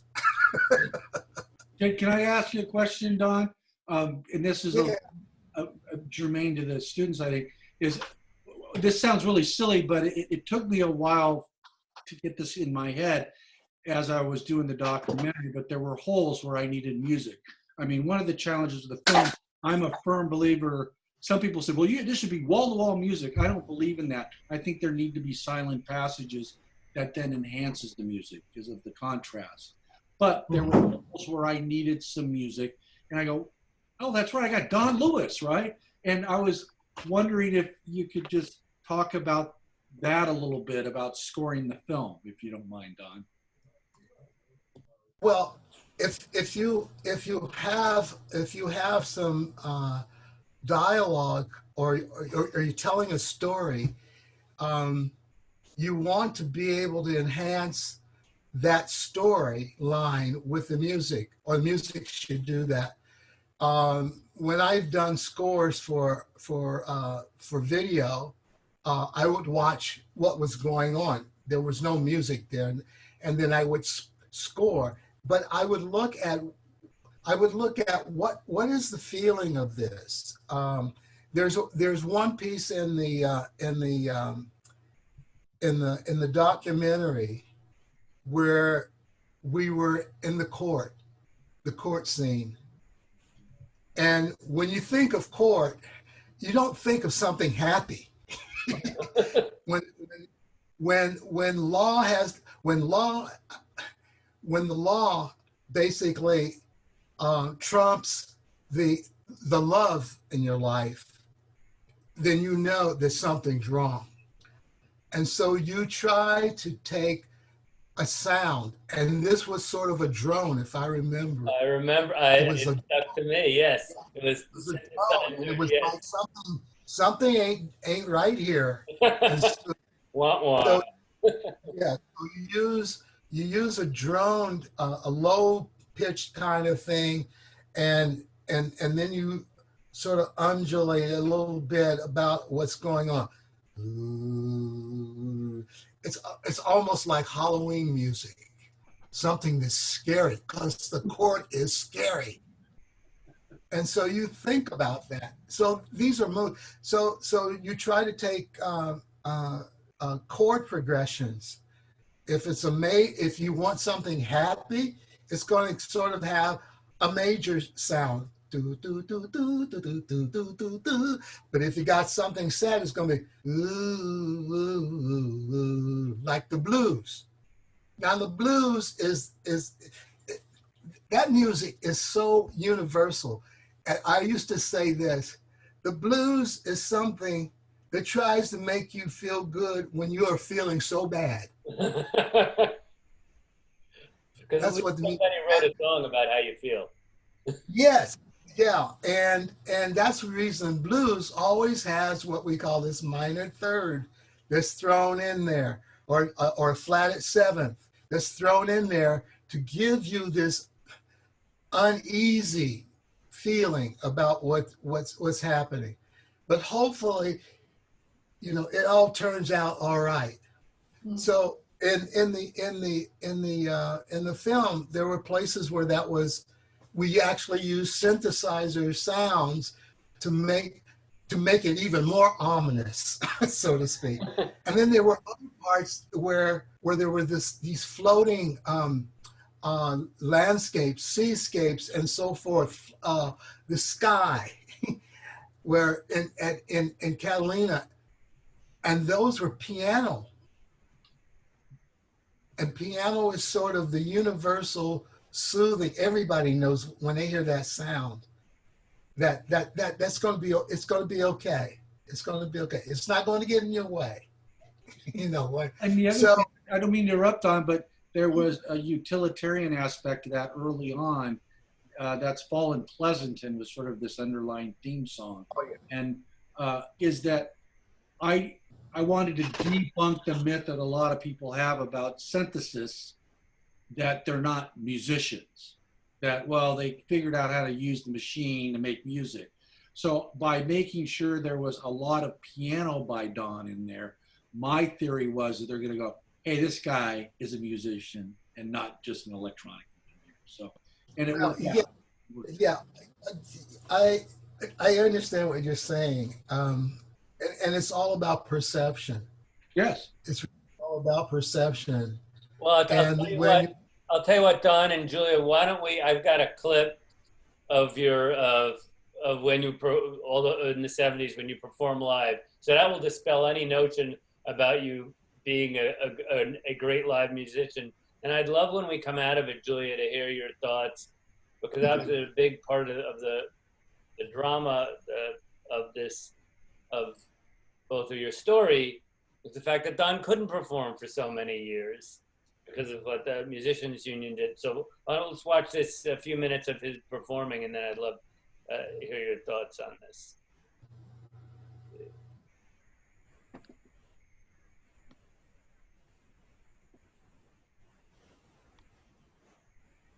Change what I say and what I'm feeling.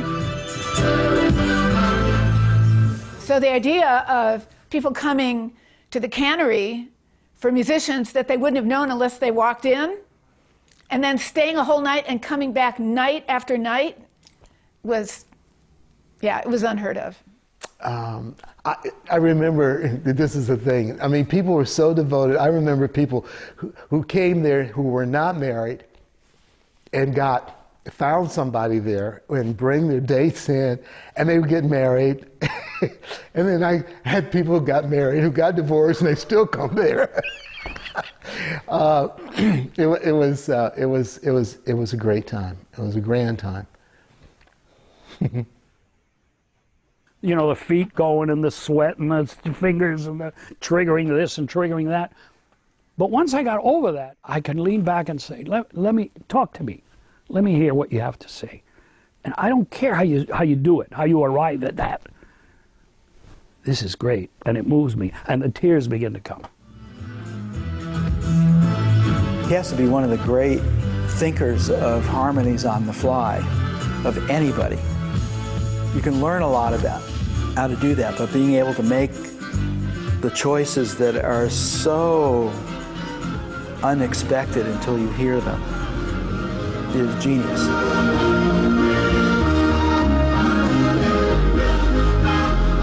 We came in early and decided before we played we'd go up to hear him because he started earlier than we did. So we go up and I hear this music and we sit behind him.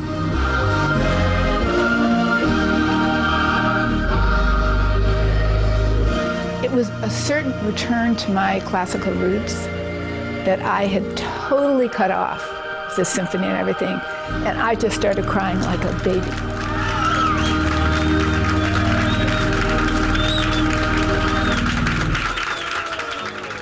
Quote, I was wholly absorbed in Lewis' genius and wondered how it was that he hadn't been acknowledged as one of San Francisco's resident musical monuments.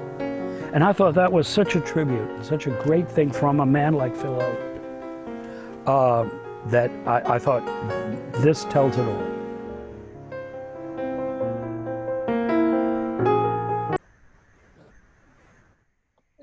Julie, what was that time like? So we're talking, this is late 70s? Yes, actually, Don started playing in San Francisco in '78 after we were married. So yeah, it was a very amazing time because there was a lot of live music. It was prior to all of the live musicians kind of being replaced by DJs at that point. You know, there wasn't a, there were, how do I say, there were discos, okay, because it was disco music, but there was a mix. So there was live and disco going on. People ways You muted. I'm muted. Now you're. Am I muted? Okay. Oh, okay. Okay. Any rate, yeah, it was a pretty amazing time. I wanted to make a comment actually about Ned talking about asking us, you know, if things were accurate, and you know, Ned approached us about doing this documentary. We didn't go to Ned and say we wanted him to do a documentary, and we were a little overwhelmed that he thought there was a story there. But what's amazing about what Ned did, this is a journalism class, is that correct? Correct. So people understand rights and rewrites and editing and all this kind of thing. And Ned would show us an edit and we'd fall in love with it. And then he'd like completely change it. And it'd be completely different. pretty soon he said, well, did you like the new edit? And after a while, I just kept saying, I'm not going to look at it anymore until you're done, because I fall in love with things that you did. And then the next time I see the film, there's big chunks that are missing, and it's completely different. And it's confusing me and frustrating me. I really missed that part you took out. But what I will say is this. Everything that he put in the film is absolutely 100% true. There's no embellishment. However, neither Don nor I saw our lives until he connected the dots for us. Mm-hmm. Does that make sense? So I mean, we all are busy living our lives. You said Pardon? neither you or Don saw your lives, and then I'm sorry, just cut out. In the way that Ned constructed it, the way he told the story. And what was shocking to us was the way he edited together the different interviews, where the interviews were telling the story. And these are people that we knew, and friends, and people that were professionals in our business. And they're telling stories that we didn't know that they had to tell about us. And that was humbling and very, very shocking to see at the end of the film, the way he tied all of the pieces together that told our story, maybe even more clearly and more beautifully than we could tell it. Because typically, I think, as human beings, we don't know sometimes what we're doing, how it's going to turn out. I love what Steve Jobs said about you can never connect the dots going forward, you can only connect them looking back. Right. And what Ned did in this process of this film was he connected so many dots for us that we didn't even know existed. Well, so that was pretty amazing. Thank you. And I've talked a little bit too much around it. The gist of the live performing, as I mentioned, and Don, for years that you couldn't perform, is that musicians union, and I understand even going back, they thought about this early on with the Beatles. Even they saw uses of synthesizers taking musicians' jobs, and for whatever reason, Don, they picked you as one of the focal points, performing in San Francisco, as saying the synthesizers replacing jobs, and they made it very difficult for you. Yeah, that was, I'm not really surprised understanding or knowing what I know now that happened, because there were actually two. The Musicians Union was one union in San Francisco, but they had two lists. And one was for the white musicians and one for the black. I did not know that. And this is, of course, this is way after 1964 Civil Rights Act. And they were still doing this in the 70s and 80s. And it was in the 80s, actually, when the action was put against me. And so it's a very telling story of what I think we're experiencing now. What has happened in this country that was basically seemingly underground or not really talked about. People were in some ways discriminated, not in your face, so to speak, but in your face. And this was the first time that they had actually singled out a single person. They singled me out, and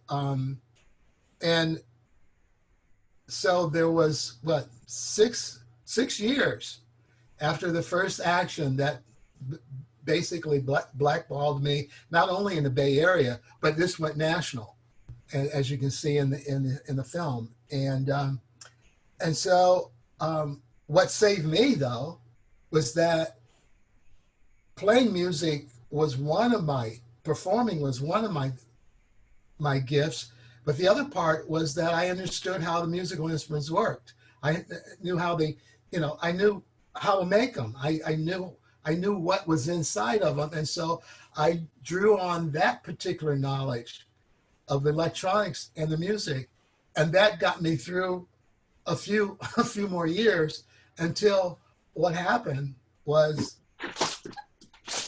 Washington overturned that ruling that happened here in the Bay Area. And when we got the information, I was in the studio at that time, and we got the information, and my friend Jerry Jacob said, "I know the people you need to go talk to," and so our idea of going back to court was really, I didn't want this to happen to anybody else. I think, especially independent creators of the arts are always under pressure anyway. I mean, it's not something we are to say, I'm going to be a musician because I want to be, in your case, musician because I want to be wealthy. Yeah, this is the arts in our culture is ancillary. It is not central to who we are. It's ancillary. It has been taken away from us and put on the side, and we will take it as basically, well, if it's necessary, we'll add it. It's the same thing in the schools when they're teaching arts for the most part. And it's a central part of who we are as human beings. But this whole time, and forgive me, Ned, Julia, and Don, if I give away some of the movie, but you prevail in court. So the good guys, the good people win. But this whole time, it didn't seem like you didn't see yourself as like, all right, they shut off part of my livelihood. I love performing live, but I still have my genius. I still want to keep going and innovating. You never saw yourself as a victim. No, I guess I didn't see myself as a victim because I had other parts of my being that were still valuable, maybe not to that particular part of our culture or that industry at that time, but I could contribute in other ways. And I remember when we came back from that first court hearing where they told us basically we couldn't do business, and we were coming over the hill and we were driving, coming back home, and Julie looked at me and said, "Aren't you upset? Aren't you upset? Do you know what this means?" And I says, "No, maybe I'm upset a little bit, but I says, I still got all this work to do with FM. We're working with this new technology called digital FM synthesis." You're all about the music. Yes, and I says, not only am I playing the instruments, but I'm helping to design the sounds that go into it. That's it. To me, that was more fun than just sitting there in a nightclub playing for 5 hours, being smoke filled when I came home with my clothes. I had to take. Look at that. Hey, could have said, hey, they saved in the long run. They saved his life, Julia. All that. Yes. What we know now. Yeah. So a lot of times it's not when a door seems to be closed, there always seems to be a window open somewhere. If you keep your mind on the fact of that you were created to be on this earth, not for some other some institution to tell you that you don't exist. And as long as you can keep that, you prevailed in court. Hey, Ned, a good time, I think. Please tell the Quincy Jones story. And I know Don was with you, I think, when you did. Was that? I know there's a ton of people who know and revere, like Don and Julie said, his work. But was he the holy grail for you to get Quincy Jones into your? Well, absolutely. And sort of the genesis of that was, and this is before I made a complete commitment to the film, really, is I was asking Don, I think Julia was there too, I said, well, you know what's really missing in our film is if, you know, there's all these incredible people that are in your life that help create your life and support your contributions. But do you ever work with any celebrities, people that people might know of? And Don goes, well, I toured with the Beach Boys, and I did an album with Quincy Jones, and then Billy Preston, and I worked with Michael Jackson. I went, well, yeah, Don's so humble. I don't know him for a few years. He never mentioned this to me. And I said, oh, well, okay, this is sounding really good to me. And I don't know if you remember this, Don or not, but I think we're kind of, you start thinking about life in a different perspective. But Don's mother had passed away, and we were in the car, and you were talking about mortality, I guess. And we got on the subject of Quincy and how important that was to get him in the documentary. And Don just in my car just called, he had his number, boom, and talked to his assistant, said we were doing this film, and then he got that going. So anyway, I started talking to this assistant of his. She was very cooperative. We're going back and forth. I'd sent her 2 sets of questions. I remember I actually talked to her a couple of times during halftime of directing a football game. I mean, so I was definitely multitasking at this stage in my life, trying to make sure this happens. And I get a shooter because, and I had a good shooter. He was a good production guy too. And Don and Julie flew down here, and we hopped in the car, picked up my shooter in Oceanside, all excited, going to Bel Air. And we're not more than 5 minutes out of Oceanside, cruising, you know, up to LA. And of course, we're 3.5 hours early, just in case of traffic, you know. And I get a call from the assistant saying, you know, Ned, second thoughts about this. I think the interview's off. And I go, what do you mean the interview? I said, I got a shooter in the car. Meanwhile, I could almost feel Julie's claws in my neck. And she says, well, you know, Ned, you know, Quincy's such a nice guy. Everyone that meets him, they think he's a friend. But it's only because Quincy's such an appealing guy. And, you know, Quincy really doesn't know who Don Lewis is, to be quite frank with you. And I said, look, I couldn't call her a liar, but I said, no, you're really mistaken. So I start pitching it, and then I handed off the phone to Julie, and Julie just rattled off, you know, the credits and how important it was. I grabbed the phone from Julie, and after about 10 minutes on the phone, I finally found out what the deal was. All that stuff was bullshit about you didn't know Don. The deal was, and this is really good, like people experience for all of you to think about this. You really have, and Don and Julie are better at this than I am, they have more patience. You really have to find out what's motivating people's decisions. You'd be surprised what it is. Her motivation wasn't because she didn't know Ned and screw Ned. Maybe that was part of it. It's because Quincy had promised to go to this big birthday party across the street for like 7 years, and he never attends. And everything was set up for him to go to that for the first time. And she was tired of hearing complaints from the neighbor. How come Quincy couldn't just walk across the cul-de-sac and attend our party again? He keeps missing him. So she finally says, well, it's this party he has to go to. And I said, well, didn't you say there's another shoot going on that same day? And she said, yeah, there's a documentary being produced on Richard Pryor. And they've asked Quincy to be in that. So there's going to be a film crew there. And I said, perfect. I said, look, all I want, of course, now I'm my turn to lie. I said, I just need 10 minutes. I said, I just need 10 minutes. It take me 2 minutes to answer the question, 8 minutes of contact. I'm good to go. And I will guarantee you, and who's ever there, are you going to be there? Well, I don't know if I'm going to be there. Just kick me out. When it's time for Quincy to go to the party, just kick me out and I will leave with a smile on my face, I say. So she goes, well, okay. And it's like, oh, fantastic. So, boom. Of course, it was like the only day in the last 5 years where there's no traffic between, you know, San Diego and Bel Air. And we get there in like an hour and a half, and now we've got like almost 2 hours on our hands here, right? So we hang out in Westwood, and we find out what cul-de-sac it was in Bel Air, cruise back to have coffee. We're drinking coffee. Now it's time to go up there. They opened up the gate to the cul-de-sac, and then we're up there, and, you know, there's maybe like 3 homes in this cul-de-sac, 3 mansions. And Quincy's is like the greatest place in Bel Air. I don't know if there's a better home. Certainly not a better lot. I mean, this was unbelievable palatial estate that he's got.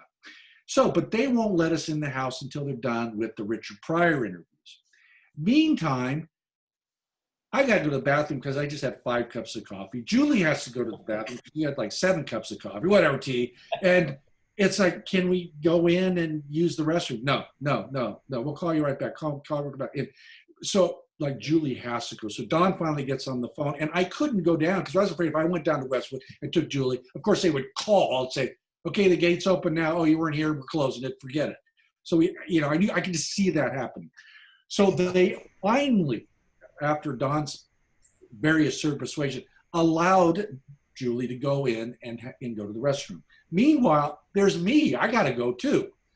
So I just start like wandering around Bel Air, looking for a place to urinate. And I'm just going, oh, this will be great. There'll be some paparazzi around here. And in the meantime, there's legions of waiters in their white coats getting ready for this giant party in Bel Air, So this party is being prepped in the meantime that this assistant wanted Quincy to attend.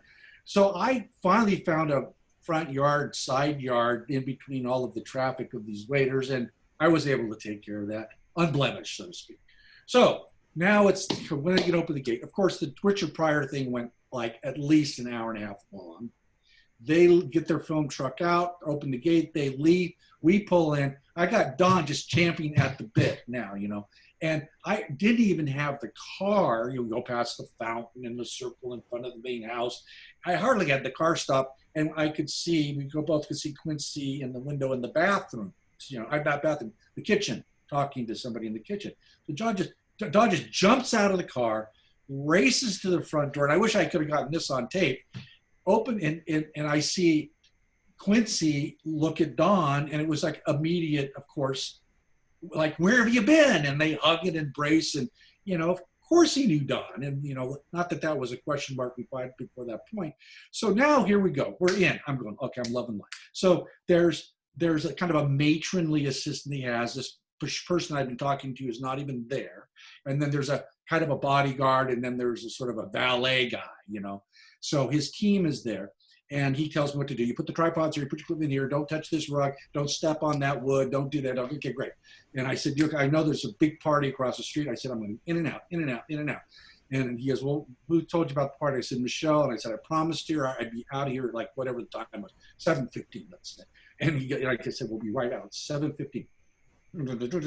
Everything's set up, we're ready to go, got things lit, found a background, which was easy because this room is really kind of allocated for interviews. He actually has a special room to conduct interviews with all of his Oscars and Emmys and Grammys, and it's kind of an impressive little room to say, and posters. You go, God, how many movies did this guy score? It was nuts. And so now I'm ready for the interview. I'm fighting the clock, and I look over at Don and Quincy. They're popping the wine bottles. He tells one of his people to get some cheese and crackers, some meats, hors d'oeuvres. And there's Julie and Don just getting hammered, and having a good time. And I'm going, oh, wait, this is not good. I got to get them back. I got to get them in the program here. Okay, I'm on the clock. And then prior to that, of course, I meet Quincy. And Quincy's a pretty impressive figure, as you might imagine. And I said, good to meet you, Quincy. My name's Ned, and at Augustenborg, I'm producing this film. He goes, you're not Ned. And I go, well, he goes, you're Bubba. I said, Bubba? He goes, yeah, your name's Bubba. And I didn't know, I had no idea what he was talking about. But I didn't realize that Bill Clinton's nickname was Bubba. And he goes, we just spent 10 days with Hillary and Bill, and we're trying to get some water and plumbing into these countries, in North Africa. We're planning that out, and you look just like Bill Clinton. You're Bubba. And I said, Quincy, and of course I got that a lot at that program, Ned. A lot of people thought I was Bill Clinton sometimes. Those are other stories I'll tell you. But I'm going, so I had a standard line, and I said, no one has ever told me I look like Bill Clinton. What? I said, no. I said, everybody says I look like Obama. He just got right in my face. He goes, that's bullshit. That is bullshit. And I go, no, he thinks I look like Obama. That's bullshit. And so we had a laugh at that. And so now, anytime I still have a bigger problem.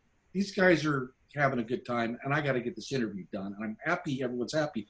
So the kind of big bodyguard / valet guy is there, and the older woman I was telling you about who's serving us the food and the wines, not me, but them, because I had to work. I said, look, we're screwed. I said, they're having a great time. How am I going to do this interview?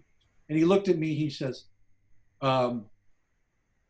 he goes, is he having a good time? He points at Quincy. I go, yeah, he's having a great time. He says, well, he is the king. He is the ruler. If he's having a good time, then everybody's happy. I'm going home. Don't say anything. Just keep Quincy happy. And I said, bingo. So we were there for like 3.5 hours, 3 hours and 45 minutes. It wasn't the best interview I conducted in my life, but I got enough to make it work. And probably because of this, how should I say, the limited amount I really interviewed him, I think ended up paying off a little bit. So there were challenges with the interview, but I overcame them. And what I got was what I hoped for, is that he would be like kind of the godfather that you'd see every sequence or so, that kind of put things in a national perspective or an industry perspective. And he did that, I thought, brilliant. So then he got that segment where he's going hardcore with the guy that, you know, he needed the Bob Moog synthesizer to give him a little more. That's when things were rolling. And what's interesting, I've talked to Don and Julie, because, you know, Bob Moog is iconic. He's a god. And I've only heard, and he's a wonderful guy. You know, I interviewed Bob Moog once, but I didn't have a focus on the documentary yet. So what I interviewed him about didn't fit in there. And I actually interviewed Keith Emerson too early, and I couldn't use it. So there's Bob Moog and Keith Emerson. If I had been smarter, I would have come up with more general questions that could have pulled them into the film, because those are two big names. And Keith Emerson was just fantastic. Emerson, Lake and Palmer, for all of you out there, that's welcome back, my friend. Buy their albums because they're great. Anyway, he's passed away. So anyway, well, I mean, you literally. Sorry, I just thought of my point real quickly. So this was the only time Bob Moog had been presented in less than laudatory, incredible terms. And to have somebody like Quincy say, I wanted Bob to do this, I wanted Bob to do that, that's never been seen before. You know, it's kind of like, I think the impression of Bob Moog, wonderful guy, genius, but Bob just did what Bob thought he was supposed to do. So to hear from a customer, you know, do this, do that, Quincy's got an ego, so he had to get that out there. And I liked it. I thought it was fresh. So. But the interview story, I mean, you literally went from the outhouse, or searching for an outhouse, to the penthouse, to Quincy's penthouse. No, it was you didn't give up. You could have arched your back. Hey, we were promised, but you never do that. Never do that. Gonna care. And no, I was a combination of stress, anxiety, and just being pissed off. I was mad at this woman. And the most important thing is we sent flowers to his assistant on Monday morning. Her name was Michelle. Yeah, she got her flowers. Of course, she didn't call me back and thank me for them. I had to call her to solicit a thank you. Oh, I guess I would do a thank you call. I said, no, I just want to make sure you got the flowers. But then the side story, and I know Julie and I have kind of talked about this, I don't know, a couple of years ago, is Quincy's, this was like in early November, and Quincy goes, what do you got? What are you doing Thanksgiving? He goes, you know, I'm gonna have all my ex-wives here, and my kids are gonna be here. We're gonna have a big Thanksgiving, and my wives always come to my house for Thanksgiving. You know, it was like harem, right? Like, well, so you guys have to come, you know. And so, well, great, you know. So we're leaving, and not so much Don, but Julie goes, well, that was nice of him to ask, but like he really doesn't want us here for Thanksgiving, kind of a comment. I said, well, maybe not me, but he wants you guys. You should go there for Thanksgiving. Go have fun at Thanksgiving. And I remember, Julie, I don't know, it was a couple of years after, you said, you know what, we should have gone there for Thanksgiving. But you know, those are things you hear about. And I think, you know, he was totally sincere about that. I really believe that. Yeah. So, I had a mother. I had a mother. What's that? I had a mother, and I don't think she was invited. Well, my feeling about your perspective is you probably done tons of Thanksgivings and nobody wants some unexpected guests. That's what I kind of thought your perspective was. Having been married once, that would have been my ex-wife's perspective, so I know that. I think it was a genuine outreach to say how much he loved our relationship. Oh, because he wouldn't do that. He wouldn't. He's one of these people that wouldn't do like in LA.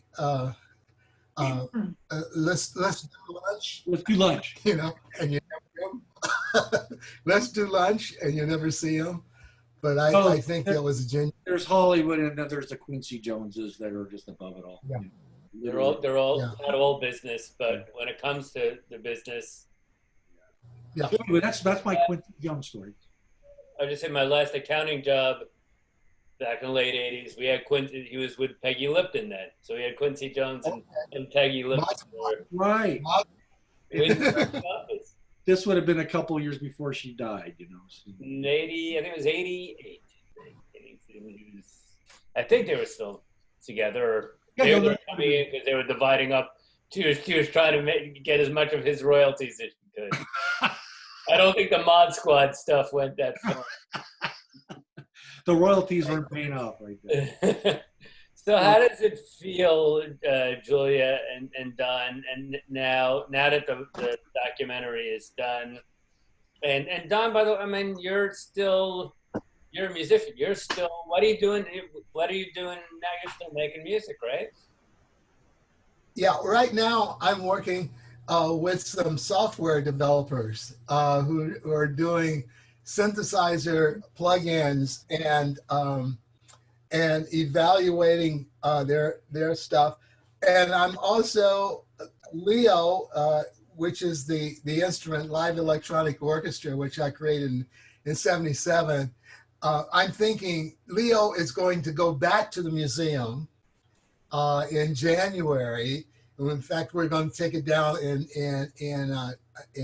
December. And so I want to have something that I can take around that will sort of emulate what Leo does in the analog days. So what I'm going to do is to put together some of these software synthesizers, and emulate some of the things that Leo did, but then I can enhance it with the new technology now. So it'll be more portable than Leo because it takes a moving crew, like moving a grand piano to move Leo. And it's not very portable. That's the reason I had to, when I played places, I had to go there and play for, at least 4 or 5 weeks before it would make sense to ship it there. So that's what I'm working on now. And I'm really excited about it. There's so much stuff that's out there right now that I want to explore. And I've been exploring since Leo has been down at the museum. And so I just put out an album last year. I've been developing so many songs and pieces of music in the studio, and I go back and I listen to them and I said, well, I got to put this stuff out there. So it's been accumulating. I do have a to-do list that I've got to get this stuff out, and I don't want it to be 15 years from now. Julia, I think your class does. And Ned, you probably still do, even though you've been hanging out with Don for the last dozen years. I marvel at your enthusiasm. I mean, are you just so used to it, Julia, because you guys have been together for decades, or do you even, like, in a forum like this, he's as excited about music, about making new music, about Leo, as I guess he was, as I could see that he was when he was doing it.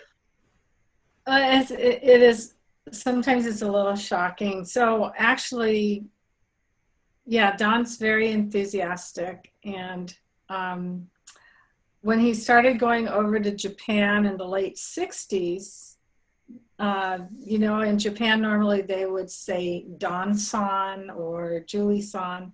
Well, they call him Dan-chan. And chan is the term you use for your children. So like, you know, you would say that to your child. Instead of san, you would use chan. And now he's almost 80 years old and they still call him Dan-chan in Japan because he's so full of childlike enthusiasm. So I know you're probably all shocked to realize that in March, Don will be 80, but he's not slowing down very much. Well, I think one of my other favorite lines in the documentary is, Don, when you say to your counterpart in Japan, Mr. K, right? Mr. And you say, we both look great. So yes, that is a shock. Definitely doesn't look, doesn't act 80. Hey, Tommy, I want to play. I got a few of your clips still to share with the class. Should we share Tatis? Should we share Maury Wills? Here, let me unmute. Go ahead. I think you're muted. Sorry, I keep muting myself because the dog barks. I'd say we could, if you want to go straight to one summit. Yes. What was your? Please go ahead. Set it up for us. Since we've talked about all the the baseball teams, this one had nothing to do with baseball teams. I was lucky to work on a show called Inside San Diego Sports, where the only qualifications were that the story had to be within San Diego County, and it had to be about sports. So I was able to do stories that just about good people doing good things, which is what I love most. So this is an example. Produced this one?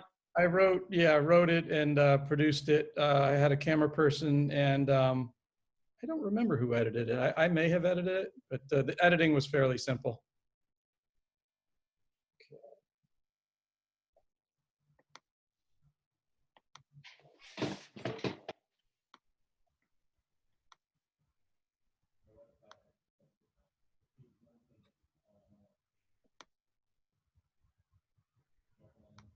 So the closer you can get to producing the stories that you want to produce, my entire career, for many years, I was told what to produce. But this was an opportunity, this show was an opportunity to produce the pieces that I wanted to produce. There we go. And there's the dog. On cue.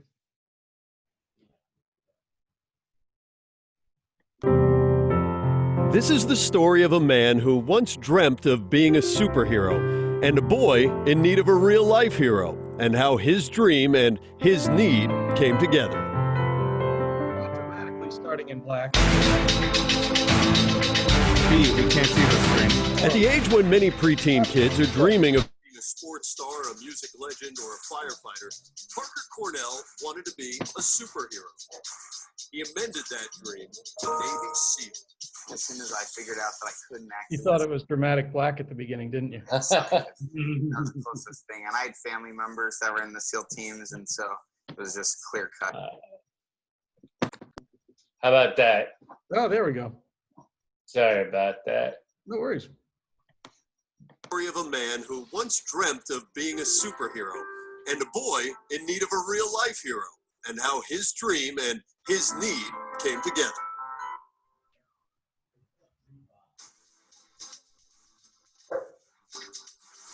At the age when many preteen kids are dreaming of being a sports star, a music legend, or a firefighter, Parker Cornell wanted to be a superhero.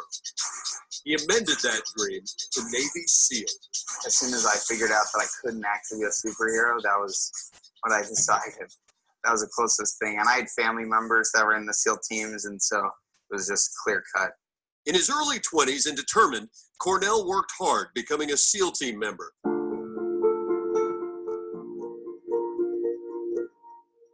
But in a drill like this one, Cornell fell out of the helicopter and suffered a head injury. What doctors found while examining his wounds was worse than expected. Being diagnosed with multiple sclerosis as a result of what they found through the brain imagery. It was definitely a hard pill to swallow.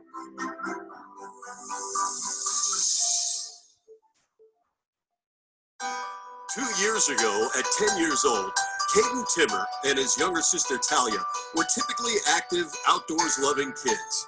Caden played all the sports, and Talia looked up to her big brother. But that's when the Timmers noticed Caden wasn't his energetic self. At Rady Children's Hospital, Caden was diagnosed with acute lymphoblastic leukemia. Then we were told Caden will not be leaving this hospital for a month and won't be going back to school for a year. The fact that you can't go back to school and you can't hang out with your friends is a really difficult thing to hear. And your family, I mean, during that time it was flu season, so his sister wasn't allowed up in the room for that whole month. So it was a shock. All right, Caden, let's get you in this one. Check. All right, dude, high five, get it going. So how did the paths of the Navy SEAL, challenged with multiple sclerosis, and the 10-year-old cancer patient from Rady Children's Hospital come together? Well, they met at Poway's indoor rock climbing venue, Vertical Hold. That's where an organization named One Summit was holding one of its Climb for Courage events. Good job, buddy. During the event, the SEALs helped patients and their siblings accomplish climbs the kids didn't think were possible. I thought that it would be very tough for me to climb again without Parker helping me climb and just being able to think, oh, I can do this. And then once you get to the top, you feel so good. After the event, the SEALs and patients are encouraged to stay in touch, sort of like electronic pen pals. And they did. That was fun. Nice. He is more like a big brother to me because he's really helped me so much through this, and he really inspires me a lot. All right, which one do you think we should hit next? Let's see, it's what Talia chooses. He always has positive attitude. He always tells you can do it. Just don't give up. Thanks to One Summit's Climb for Courage, the Timmers saw change in both Caden and Talia. For her to see him strong again, that really was a turning point. And for Caden to be able to feel strong and capable of achieving something like that, even though he didn't always feel 100%, that feeling of accomplishment afterward really stayed with him and motivated him. All right, ready to come down? All right, nice and easy. I got you. Now that I've kind of gone towards the end of my treatment and I look back on all these memories and say, wow, like I could do this. One Summit runs Climb for Courage programs throughout the United States, and it's not just the children who benefit from the program. It feels good to know that I'm helping them and that they're taking something away from it. But I believe that, we get a little bit more than they do because it's such a rewarding experience, and it's really what made us all want to become SEALs in the first place. Earlier this year, Parker was hospitalized with complications from his MS. But there was a catch. He had accumulated $10,000 in pledges to One Summit if he could complete the Boston Marathon. Just days before the race, he left his hospital bed and then flew to Boston to run his first marathon. I knew when I came out that I was going to be hurting because of all the medical stuff before that, but I was not going to not finish. It always made me feel good to be caring about others more than myself, so I think it's just a continuation of that. Like some sort of superhero, the ailing Navy SEAL completed the marathon, raising $10,000 for One Summit. If someone can do the things that Parker is doing with his own health issues and everything, it means that Caden can do anything too. You can't quit, you can never give up, and you're so much stronger than you think you are if you just kind of look inside and know that you have people around you that support you. What about if you move your right knee, that your foot up there? Nice. I got you. He's a hero to me because he's one of the most inspiring people that I've met in my whole life, and he just makes me feel 1,000 times better when I'm near him. So, is Parker Cornell the superhero he dreamed of being as a kid? Well, no, but he may be even better. A real-life hero. High five. Nice work, buddy. Thank you. I don't know if I deserve that feeling from so many amazing kids, but makes me feel good inside.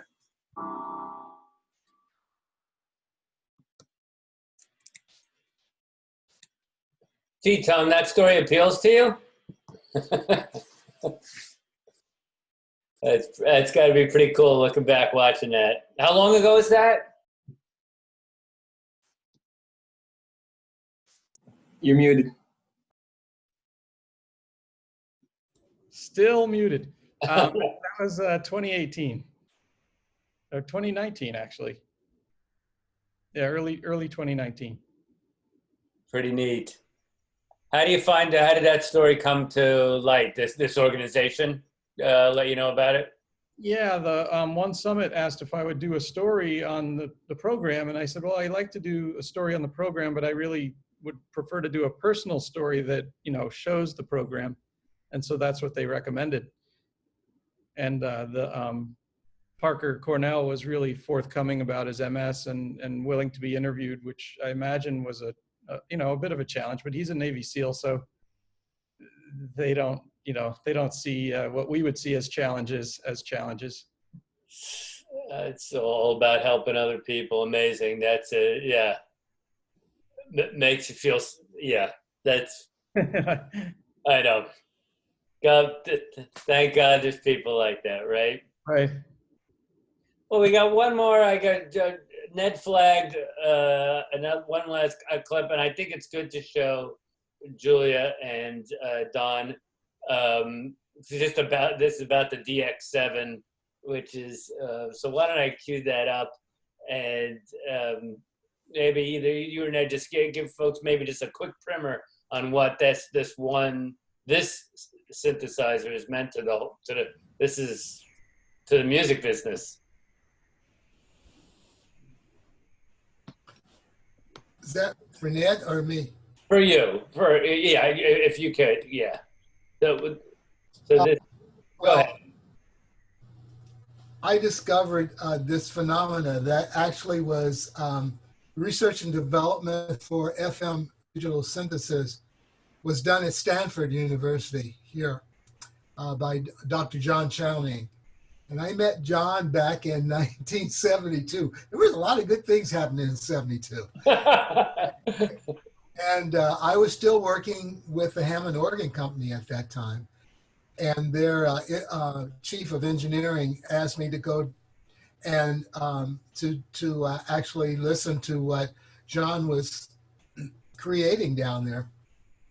And I did, and I couldn't believe the sound that he was generating. It was just incredible. And so I told the Hammond engineering department, I says, man, this is the next Hammond organ. This is the next tone wheel. I said, you guys have got to utilize this technology. And so that's the beginning of the DX7. Don, if I can interrupt, and the lead into this, if I remember what I gave you, is that Don was recruited by Gary Leuenberger. Mm-hmm. And so this clip doesn't include that introduction, but they gave him free realm in terms of who he wanted to be part of his team. And Don was the first one basically on his list. So for, in the interest of time, I know we have 5 minutes. So I think this is a 3-minute clip. I don't mean to interrupt you, Don, but I think he probably should roll it now and then we can come back. Okay. You got it. Tom Holman was the chief audio guy at Lucasfilm.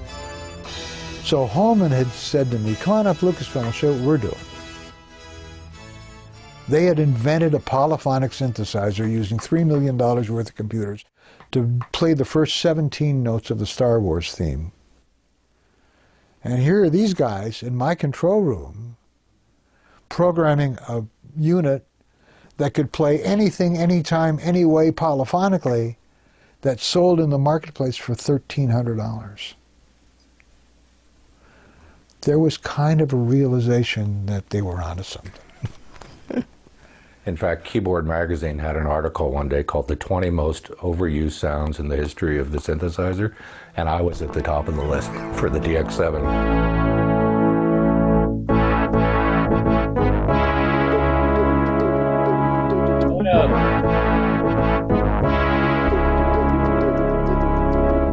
You know, this is the DX7. I mean, it was like, ha.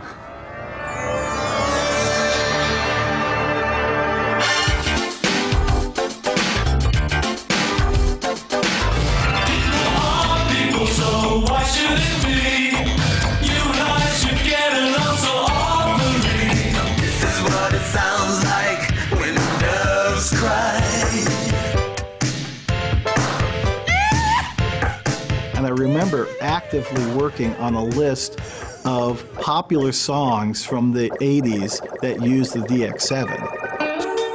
It was easier to say what was not used, you know, and what song didn't have the DX7.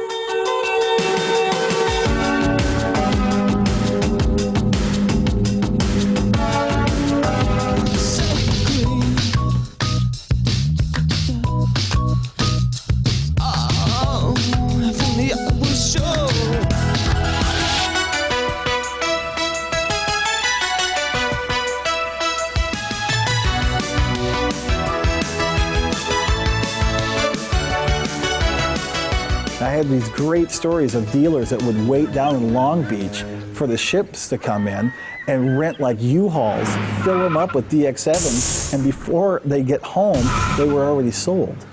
Because all you had to do is play it once and it sold itself.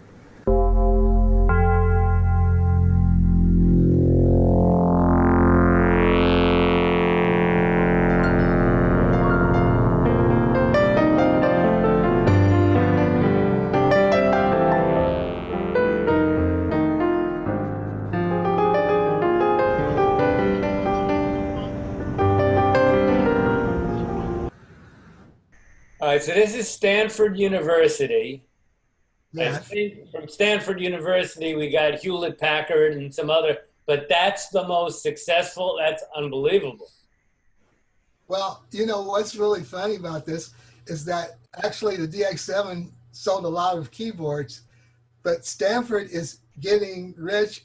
How many of you have smartphones that have ringtones on them? Okay, all those ringtones are generated by FM, which is licensed from Stanford to these manufacturers. So every time so you are in the vogue, you're in vogue. You've got FM in your hand right now. Doesn't that guy make you guys feel better that you're adding to that Stanford? This was it, second endowment in the country. You're adding with your. We're all adding to Stanford's endowment. Don, don't you have to? Do you ever allow yourself to say? I mean, every one of those songs, every one of those. I mean, this is. And you were, but for you, I mean, you're the musical side of this technology that created these songs that will live on forever. Do you ever say, you know, I did good? Or you were just. Well, I would never dare to own the creative juices of all the people who use those sounds, but it's nice to be a little pebble or a little squeaker sound that someone has used to make a living on. I think that's the way this world should work. We all should be contributing something that someone else can use, and that to me is the highest honor I could ever have, to know that I have worked in an area that has given inspiration just by using certain sounds, and to be a part of that process. I mean, Gary Leuenberger brought me into that process. I knew John Chowning, who invented the process, and so there was this continuum of people meeting people who actually built instruments that changed the landscape of music. And I mean, I feel so honored just to be able to say, yeah, I know that guy. They were friends, and we were friends, and that's what this world is about. If you can't make friends while you're doing what you're doing, you've missed the whole idea of the voyage, of the adventure. It's just about building relationships. And when you build relationships, you can build almost anything you want. It has been, I knew of your story from knowing Ned, and it's been, Don and Julie, it's been an absolute pleasure to meet you. I hope next year we can do it live. When that would be cool. That would be great. It was a pleasure to meet both of you. Ned, Bye-bye. thank you so much for joining the class. Tommy, as always, we go back such a long way, and I'm heading down to stay with Mr. Watson in a couple of weeks, so we'll all go out for dinner. Thanks, Pete. And if you want to share my email address with anyone, if I can help anyone, that would be a pleasure. And same here. Same here. And if Don does appear live next year, he's got to bring the DX7. You got to bring the Leo. Well, he's going to play. I'm going to force him to play whether he wants to or not. So Thank you all, class. Thank you guys. Thank you very much. I'll send you out an email, but thanks for. Thank you. And Tom, hope Thank you. Soon. Thank you for coming. I'll see you with Pete. Thanks, guys. Thanks so much. Love the good work out there, Peter. Keep inspiring. A pleasure. Thank you for the music, Don. Really a pleasure. You guys all have a great night, and Ballad of Don Lewis. Take care. DVD. Take care, Tom. Nice to meet you, guys. Likewise. Thank you. Have a great night. Good night. Bye-bye.